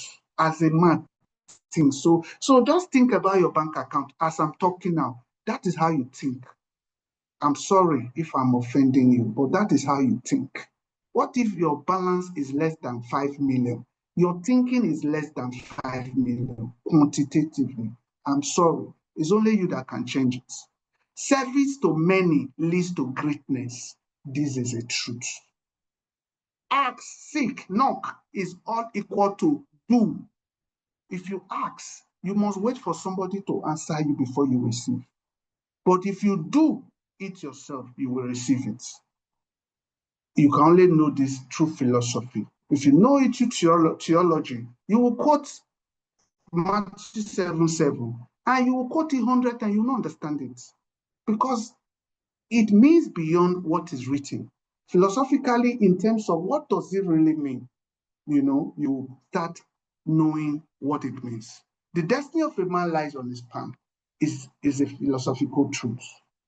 So I'll just quickly run us through these few rules to leading self and others. To lead is to serve. When you say leading is to serve, what do you serve? At the heart of mastery lies consistency. So ability to repeatedly do it right, take care of the relationship, and the money will take care of itself. The seduction of safety is always more dangerous than the illusion of uncertainty. The seduction of safety, I want to place it, I want to place it, I want to place it, is always more dangerous than what you don't know that is uncertain. The safety is certain, but what you don't know, what you know is more dangerous than what you don't know. So don't do the safety things or something. The faster way to grow your company is to do what? Sorry. The fastest way to grow your company is is to grow the people, which the doctor who spoke before me also mentioned, who also talked about. Leaders without titles are less about ego and more about getting things done. The caliber of people, the caliber of your practice determine the quality of your performance. And addiction to distraction, addiction to distraction is the end of your creative production. Addiction to your distraction, maybe something that distracts you. Then the trial of a leader if you are not leaving a trail of leaders behind, that is, you don't have leaders behind, you are not even a leader, you are just a follower. You think you have a title, but you are just deceiving yourself. Just add a few more. Don't worry about the economy. I may just stop here and move to the next one. Listen to I had to bold it and even read it and even color it to red. Say, don't bother about the economy when you can be so genius at what you do that you create your very own personal economy. I think that captures the lecture we are. Let me just read one or two in case they are telling me time or something. Okay, sorry, just recalling some of the things I said. Thank you very much. Thank you very much. I also want to check, because we're living things, we should check in case they are saying maybe time is up or something. So don't worry about Nigeria economy. Don't worry about Ghanaian's economy. Don't worry about US economy. Don't worry about Ethiopia's economy. When you can be so genius at what you do that you create your own personal economy. If I use Dangote as an example, I'm just deceiving you. That's not a good example for me to use, because that level is attainable, but it's gradual. I should be able to use myself. I should be able to use you. I should be able to use Dr. Dr. Idiwu, when we first met in Atlanta 2014 or 2013. And today, then we're not doctors, we're students. And today, we are doing different things and trying to, to make the story better than how it was that time, So there are so many things. I just told you about a conversion of a house I did. Under the economy, conversion, I was at the point of POP. I had to go back to plumbing, repeated electricity, repeated plastering before I will come back to POP. It's money I spent, So don't worry about this, any economy. Don't worry. Just key into your genius and create your own economy. Very possible. Very, very possible. Very, very possible. Lead where you are planned. Let me not bother about, let me not read any of those things. Just this one is enough to make you know what we're talking about here. So the next will be, the next will be one more. Leadership has less to do with authority and more to do with the mindset. The mindset is everything. The mindset is everything. The mindset. These things are, they're not like they are difficult, but they are also difficult. We miss them because when we left primary school, university, PhD, now we want to enter the world of wealth. We want to enter the world of prosperity. We want to enter the world. We are in the world of wealth, the world of prosperity, the world of flourishing. How many years did you spend in primary school? 6 good years. Why didn't you leave after 1 year and say, teacher, I'm done. Primary school is too long. You spent 6 years. You left it. You still went to secondary school and spent another 6 years. That's 12 years. They didn't give you PhD. You still went to university to spend 4 years.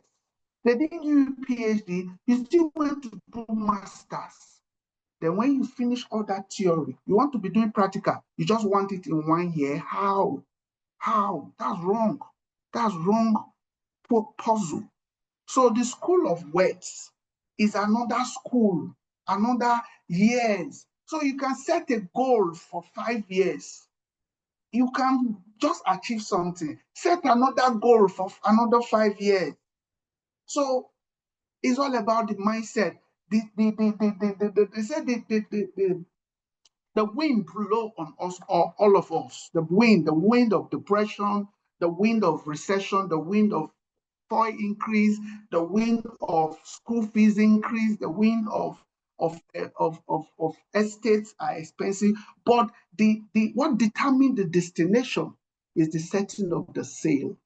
What determines the flight from Nigeria to Atlanta in the US is the determination of the sail of where they are going to. It's not the wind that blows them to US, it's the setting of the sail. What about you? You want to have your billion in the next 5 years. What is the story? What is the goal? What is the pillars? What is your sail? What are your strategies? What are you doing? So those are the things you should be asking yourself, and it's very possible. But what if you don't know? What if you don't know? For instance, for those of us who are Christians, we say, you shall know the truth, and the truth will set you free. Another person will just Google and check, where is that in the Bible? They just check. I am the way, the truth, and the life. That's the truth they are talking about. No, there's so many truths. That's truth 101. There are truth 102, truth 103, truth 104, truth 202, truth 203. You have not the truth in the Bible, yet your landlord is on your case. It means there is another truth you need to know. That landlordship is better than tenant. That's another truth. That income is better than wages. That is another truth. That, there are so many truths. So don't limit yourself. That's why I come with the notion of philosophy, not theology, not dogmatism, not yoga. philosophy evaluates everything to say, what are we really saying? Have we, because for doctors, when you finish literature review, they will not, you not do gap in literature. That means there is something you've done, you've tried to close the gap, but by closing the gap, you open more gaps. It means there are many things to be known. So don't limit yourself to one narrow way of one place. This is what they said. No, expatiate on it and find out what is the knowledge to be gained here. Should be always learning. So I want to quickly talk about the seasons. The life is like season. Life is a season. We have the winter. The winter seasons are the season probably when people lose their jobs, when people have issue with marriage, when things are not working well. Probably you just quit, whether you travel to a country or you came back from another country, or your job, they give you study leave, they did not honor it again, you lost your job because of recession or because of COVID-19. That's spring, that is winter. What are you supposed to do? You have only 3 strategies or few strategies in the winter. You have to be smarter, you have to be wiser, you have to be stronger during the winter. You can't wish it away. You can't blame Tinubu, you can't blame your presidents. You can't.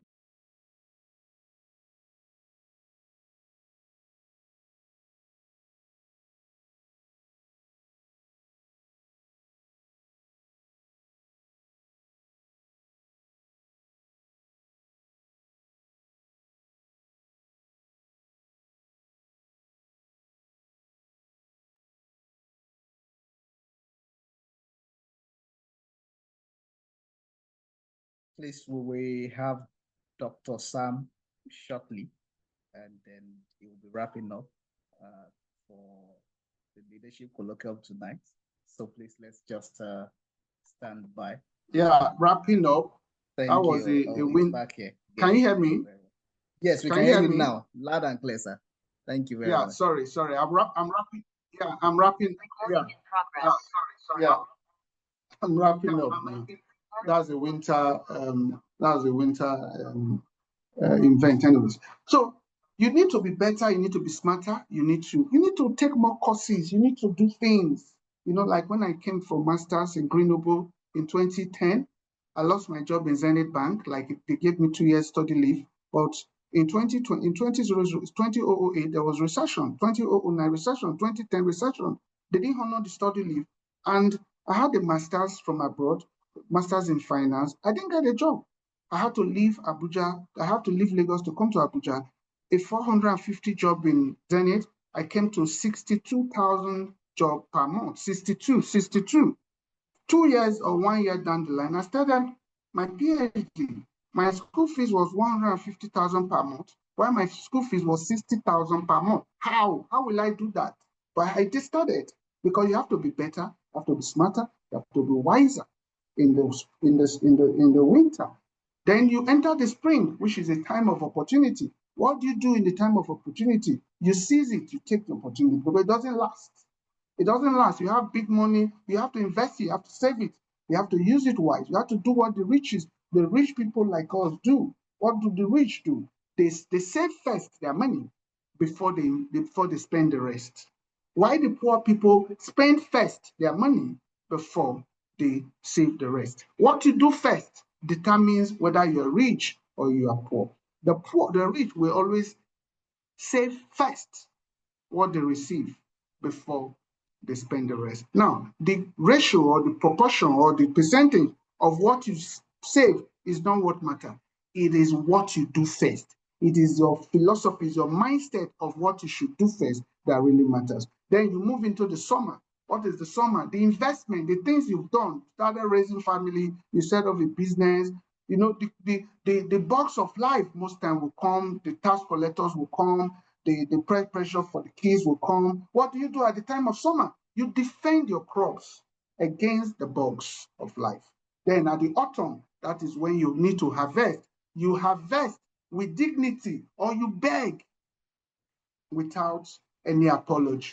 No, you beg because you didn't do what you were supposed to do during the winter and the stuff. So I just did a little case study. Sorry if you are not seeing it. I did a case study of David and Goliath. You know, the mindset of David. He trained himself. He was taking care of his father's flocks. There, he was learning how to shoot catapult. He was learning how to do war. Because a lot of us see it as the catapult just left his pocket. And no, it was a skill. It was a skill. The catapult skill in David's era, those who knew how to do it can use it to kill a flying bird. And the speed of the catapult is similar to the speed of gun as we have it today. So it was a skill he had. I'm not saying there was no God's intervention, no, but there was a skill that he trained himself on, which is catapulting. That was why he was able to aim the forehead that was only exposed. It's not everybody that had the skill. David had the skill because he trained for it. So what are you training for this time of uncertainty? You don't just say, oh, you just wake up, one prophet will now come and tell you that Tinubu will appoint you. You will wait. Tinubu will do his second tenure. Tinubu will leave. The prophet will stop talking to you, because you are not prepared. Then you shall know the truth. I have talked about it. What truth? What's the truth? Know all truths, all, you know. Then I talk about here another case study is Genesis, is John 3:3, which is you shall be born, you must be born again. This is one philosophical truth that we have misinterpreted in the last many decades. The language was properly used, born again. What does it mean? To be rebirthed, born again. You don't like your income, be born again. Like I'm doing my birthday today, I can have a reflection, say, in the last couple of years, I don't like. Now today is a reflection on me to say, what can I change? That means I'm changing my philosophy. I'm doing rebirth. That's what it means. It doesn't only mean for repentance or no, it means anybody can do it. And it's a must. You don't like what you've been doing, change it. Only you can. You are not a tree. Change. Don't religionize it. Don't dogmatize it. You don't like your income. You don't like your degree. You've been on BSc for 10 years. Then do masters. You've been on master for 5 years. Do PhD. You've done PhD. You are still not happy. Do skills. Maybe change to IT or go into medicine. You are still living. You are not dead yet. So you can change. Change. Born again means change. That's the only word it means, change. Change from bad to good. That's what it means. But if you want to change from good to bad, it's also okay. You know, the day that turns your life forever, there must be a day that changes your life forever. That day was, for me, was 2014 when I read the book, The Law of Attraction. What that says, anything you think attracts to it. Like, I didn't understand it the first. I have to read it again. Anything you think attracts to you. If you think, they say, what the mind can conceive and believe it can achieve, if it means to you that any lady you conceive to date, you believe it, you will achieve it. But how pragmatic is that goal? If you turn it to money or helping people or uplifting people or service, it will still work for you. But there must be a day that turns your life forever, that you say, never again will I be broke. Never again will I complain. Never again should I stay in somebody's house. You know, multiple stream of income is also a case study I talk about. The multiple stream of income is a philosophy. You know, you work, yes, you work daily pay 24, 30 days in a month. But I read a book, 5 Minute Millionaire. I can't even remember finishing that book, but there was a line I read there. He said, if you receive money 12 days in a 365 days, he said you are the cause of your poverty. And that philosophy changed the whole idea of money making for me. You receive money 12 days in January 1, February 1. In December, you've only received a lot 12 days. When you have 365 days, you can't blame Tinubu for that. You can't blame your president for that. You have to blame yourself for that. For me, the minimum times you should receive money in a year is 200 days, which is too small. 200 days. Dangote receive money every day. Ilumelu receive money every day. You should receive money every day. I think I am approaching 200 days. Maybe when I reach 200 days, I'm going to tell you it has to be 365 days. Then service to many leads to greatness. How many people are you serving? You need to increase it. Service to many leads to greatness. So in summary, what is your philosophy? Very strong. Gossip, rumor, you read the newspaper, frightening, everything is downtrodden, fear. Is that your philosophy? Do you see other people as rich and call yourself as a victim, poor? A colleague of mine in 2021, my MD was doing birthday, March 20th. MD was passing, greeting everybody. We're saying happy birthday, sir, happy birthday, sir. As the MD passed, the lady said, what are we expecting for MD? Say, all these big men can be very stingy. That's a temptation, the fourth temptation of Jesus. He said, all this MD can be very stingy. And I had to listen to myself. I asked her, do you mean I'm stingy? And then I received a relief that I am not in the poor category, I'm at the rich category. And she became the only one rich in the poor in the room by her testimony, by her confession. The man was innocent, I was innocent, something came into her belly and she confessed it and said, all these big men can be very stingy. That means I need to quickly think fast. And I answered and said, do you mean I am stingy? You know, assuming I said, don't mind them, it makes the big men to be only my MD, the poor people will be the lady and myself. These are how you monitor your philosophy and the things you talk and you talk about. Then number two is, what is your attitude? Are you a pessimistic person? Are you an optimistic person? Pessimism is worse than witchcraft, if you ask me. It's worse than a robber that comes to steal things from your car or from your house. Pessimism is that thief that steals things that steal your destiny from you. What is your activity? Like now, today is my birthday. Today is Champions League. You know, a lot of people are watching it. A book says, sell your TV. That book wasn't saying, it wasn't an error. It said, sell your TV. Because that time, he said the cost of watching the television is higher than the cost of buying the television. Because the cost is just 1 month, 1 year, but one time. But the cost of watching the television, for everlasting, you are watching it. That's the cost of a television. Very expensive. Then I say, what is your result? What have you become? What is your result? What have you planned to do that you have done? What is your lifestyle? What is your lifestyle? Are you being struggled to go and do dorime, spend your money, impress people, a drink of 200 being sold in the Hilton or in your hotel, in your country at so dollar, you want to impress people? Then what have you become, or what are you becoming? Who are you to yourself?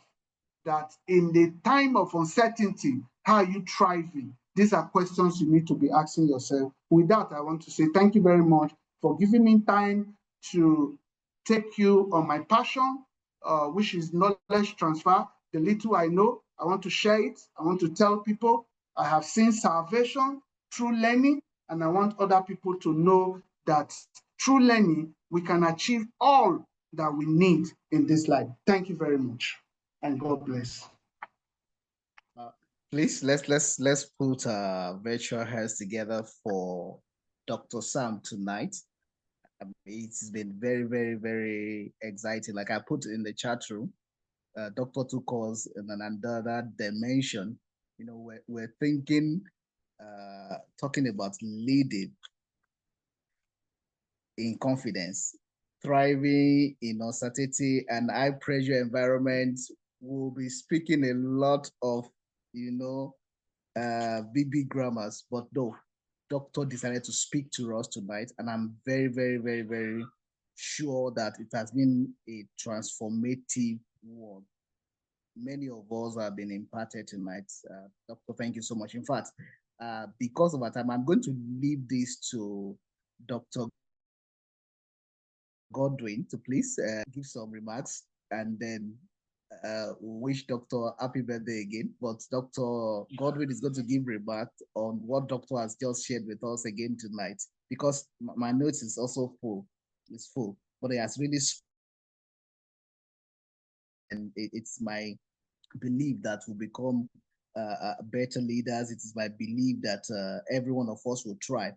And if there's anything that any one of us must take home tonight, Doctor, I love that when you mentioned that, look, how many times do you get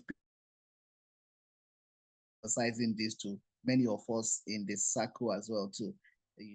That there's a lot we can do with what we know. But then I think you hit the mark again tonight. Thank you very much. Dr. Godwin, please, let me hand over to you now, sir. All right, thank you, Rufus. Happy birthday again, Dr. Sam. Thank you so much for taking this special occasion of your birthday, not just to share knowledge with us, but actually to pass the tips for wealth and for personal development and effectiveness to us. We thought, like Rufus said, we're going to listen to tips on how to lead in uncertain times in leadership and business alone. But I think you took it beyond that and pointed to our personal selves. You all agree with me that globally, we are going through a recession and there is uncertainty everywhere. Economic recessions, uncertainties, business uncertainties, all sort of disruptions, geopolitical wars, even technologically, there's so much disruption. So businesses are going through crisis. In the political sphere, so much crisis. And of course, that is impacting our individual life, just like Doctor has said. What Doctor has done is hand us tips that would enable us sail through successfully through all those. And like Rufus said, 3 things. 1, if you want to grow your income, if you want to double your income, you need to triple your personal development. I think that's the exact words that Doctor shared with us. If you want to double your income, you need to triple your personal development. And I think by building yourself up, you build the confidence and the courage to navigate these times. I think a second very important tip will be being a member of the circle. I mean, you need to change your circle. Doctor talk about you are not a tree, you're not planted. So change your circle. Change your set of friends. Maybe in fact, join the golden circle, this circle, And what I can even say is that anybody who is not at any of the circle is actually missing a lot. Look at the 2 things we have heard tonight. All right. I learned so much, from the first session. And also, you can see I'm regurgitating the things we heard in the second session. It is this type of knowledge that takes you through seasons of uncertainty like this, And like Leslie shared with us earlier, ladies and gentlemen, a major uncertainty that most leaders face is working in environments where, unfortunately, the leaders at the top have created a culture where leaders who are meant to guide those who do the job to do their jobs are now expected to actually do the job. Okay? Just like Leslie told us, see, your job as a leader or as a manager is to help people do their job or to inspire people to do their job. But sadly, today, many managers are doing the job. And those who they are supposed to inspire do not even then have the opportunity to learn to do the job. Right. So we've gotten it upside down. And usually this is driven by leaders in environments where there's so much micromanagement. We have many CEOs and chairmen with so much money these days and so much opportunity who have built organizations but have created a wrong culture. So a lot of leaders are going through that pain. I had a call from someone today asking and pleading if I have other opportunities. He's looking to live in the environment because the entrepreneur under which he is working has made the environment difficult, having certain expectations. And when he tries to meet them, so there's this shifting personality, and then he's dealing with that. So how do you cope when you're in that type of environment? I also have provided leadership coaching for an organization where there was a CFO that was hired. After a while, the CEO was expecting him to do the accounting and the books because he was not satisfied with the work of his subordinates. So sometimes when I come to the company, I meet the CFO sitting in the boardroom working. And then I go to his department and I see his boys gossiping and, the real accountants and all of that are sitting just doing other things. Meanwhile, the boss is hiding in the boardroom. So much pressure on him and everything because what? He now has to do the nitty-gritty work that his boys are supposed to do because the standard of excellence that has been set by the boss can only be met by him. So there is not enough time to coach the people. There's learning on the job, right? There's a type of, if you remember the 70-20-10 philosophy, there's a type of learning that takes place on the job. So, and that is 70%. 70% of learning takes place when you are doing the job. Stretch assignments. Now, a leader who is under pressure to do the work, how does he then give the people working for him the opportunity to learn? All right. So leaders today in many environments, I'm not talking about those of you who are working in mature, multinational, classy, global best practice organizations. You are lucky, right? You have hired great people and everything, and you have a great culture. So you have people who are doing their job, all right? They are reporting to you and it's going easy for you. For you, your position is like the cloud and it's a lot easier. Fine. But my my sympathy today is for those who are in environments where as leaders, they are expected to do the job. And so they do not even have the freedom to carry out coaching and training, just like Leslie was trying to teach us to do. All right. That is an uncertain environment. And that's something there are ways you also need to find a way to navigate this environment. And like Doctor said, you either decide to jackpot, or when we say jackpot, those of you who are non-Nigerians, it means that you leave the environment, that you take a flight, you freeze, or you fight. And if you fight the wrong, and actually these three responses are the wrong responses. So you must find a way to adapt and to overcome and thrive in that environment. All right. Or sometimes you have to leave those type of environments. All right. Thank you so much, Dr. Leslie, for re-emphasizing that point, that as a leader or as a manager, your job is to support, to train, to coach, to guide, to inspire, to support those who are meant to do the job. It is not to do the job. We need to keep preaching this message until it gets into the ear of every entrepreneur out there, because a lot of them are missing it. And that's why in certain countries, certain businesses do not transcend the first generation, or maybe in fact, they don't last more than the first, the generation of the first founder or the founder, and especially in this part of Africa. All right, because you end up getting the two ICs of the owner of the business doing the job, and then there is no succession planning. And then after the real owner has gone and the two ICs have all gone to do their thing, there is nobody else to run the organization. And that is the greatest problem we have today. One of the greatest problems we have everywhere. The downlines are untrained. And you see a whole lot of attrition downstairs because the people, they are not engaged, they are not inspired, they are not growing. So they work for a while, 1 year, 2 years, and they move on to another organization where they are engaged and inspired and supported and built. All right. So that is one of the major challenges many leaders are facing in different small, medium, and some large enterprises where they have a terrible leadership culture. All right, where leaders are not doing what they're supposed to do as leaders, which is what? managing those who do the job. So thank you so much again, Dr. Sam, and happy birthday. And thank you, Leslie, for reemphasizing the most powerful message in leadership. We are the ones we are the catalyst. And the definition of a catalyst is that what? A chemical that speeds up the rate of a chemical reaction without necessarily getting burnt or used up in the process.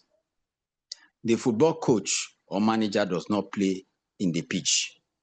It's only in businesses that we have gotten it wrong, where coaches and managers are expected to play in the pitch. Mourinho does not play the match. He only sits outside. It's only Ronaldo and what's the name of the others that play. But they are never coaches. They are never managers. The best poultry farmer does not lay eggs. I don't know whether you've seen one laying eggs before. Neither do they hatch chicks. But the job of the poultry farmer is to feed the hen that lays the egg, protect the hen that lays the egg, cage the hen that lays the egg so that it doesn't escape. Your job as a leader is to attract, develop, retain, inspire the best top talents. So I wish you all the best as you go about your leadership responsibilities. Thank you very much. Over to you, Rufus.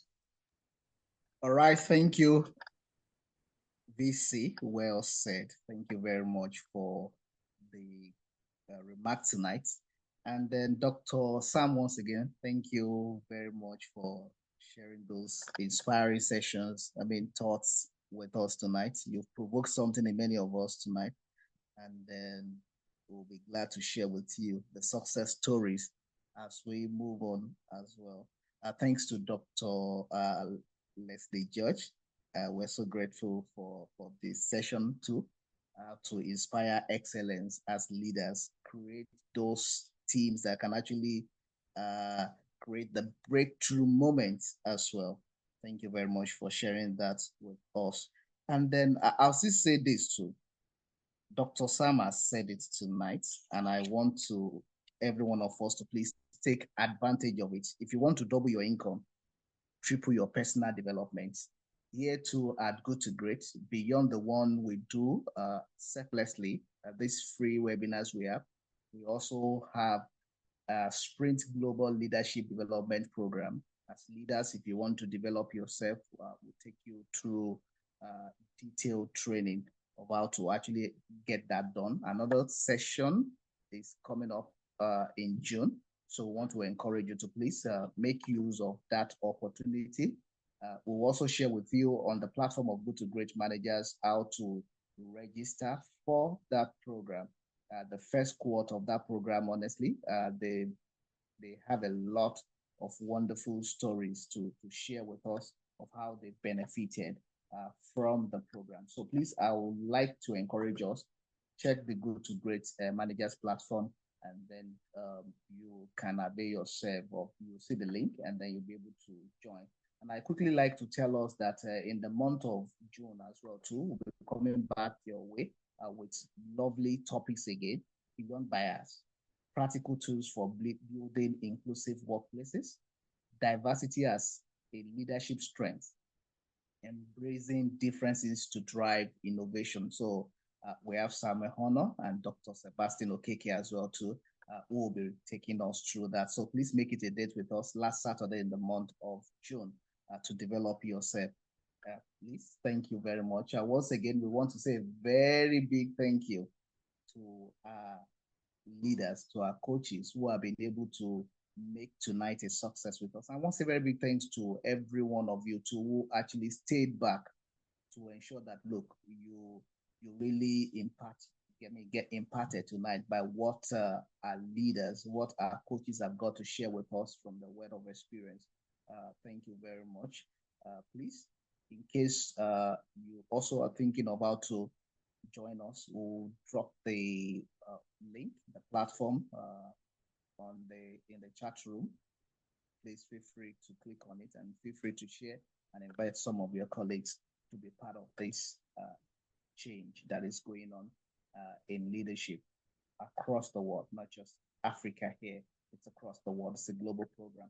Once a very big thanks to our host, and then VC as well, Dr. Godwin Doko Ogala. Thank you so much for doing this. We appreciate you. And thanks to every one of us for joining tonight. And I want to say have a great night and a great weekend. And I wish you a happy new month in advance. God bless you. Good night.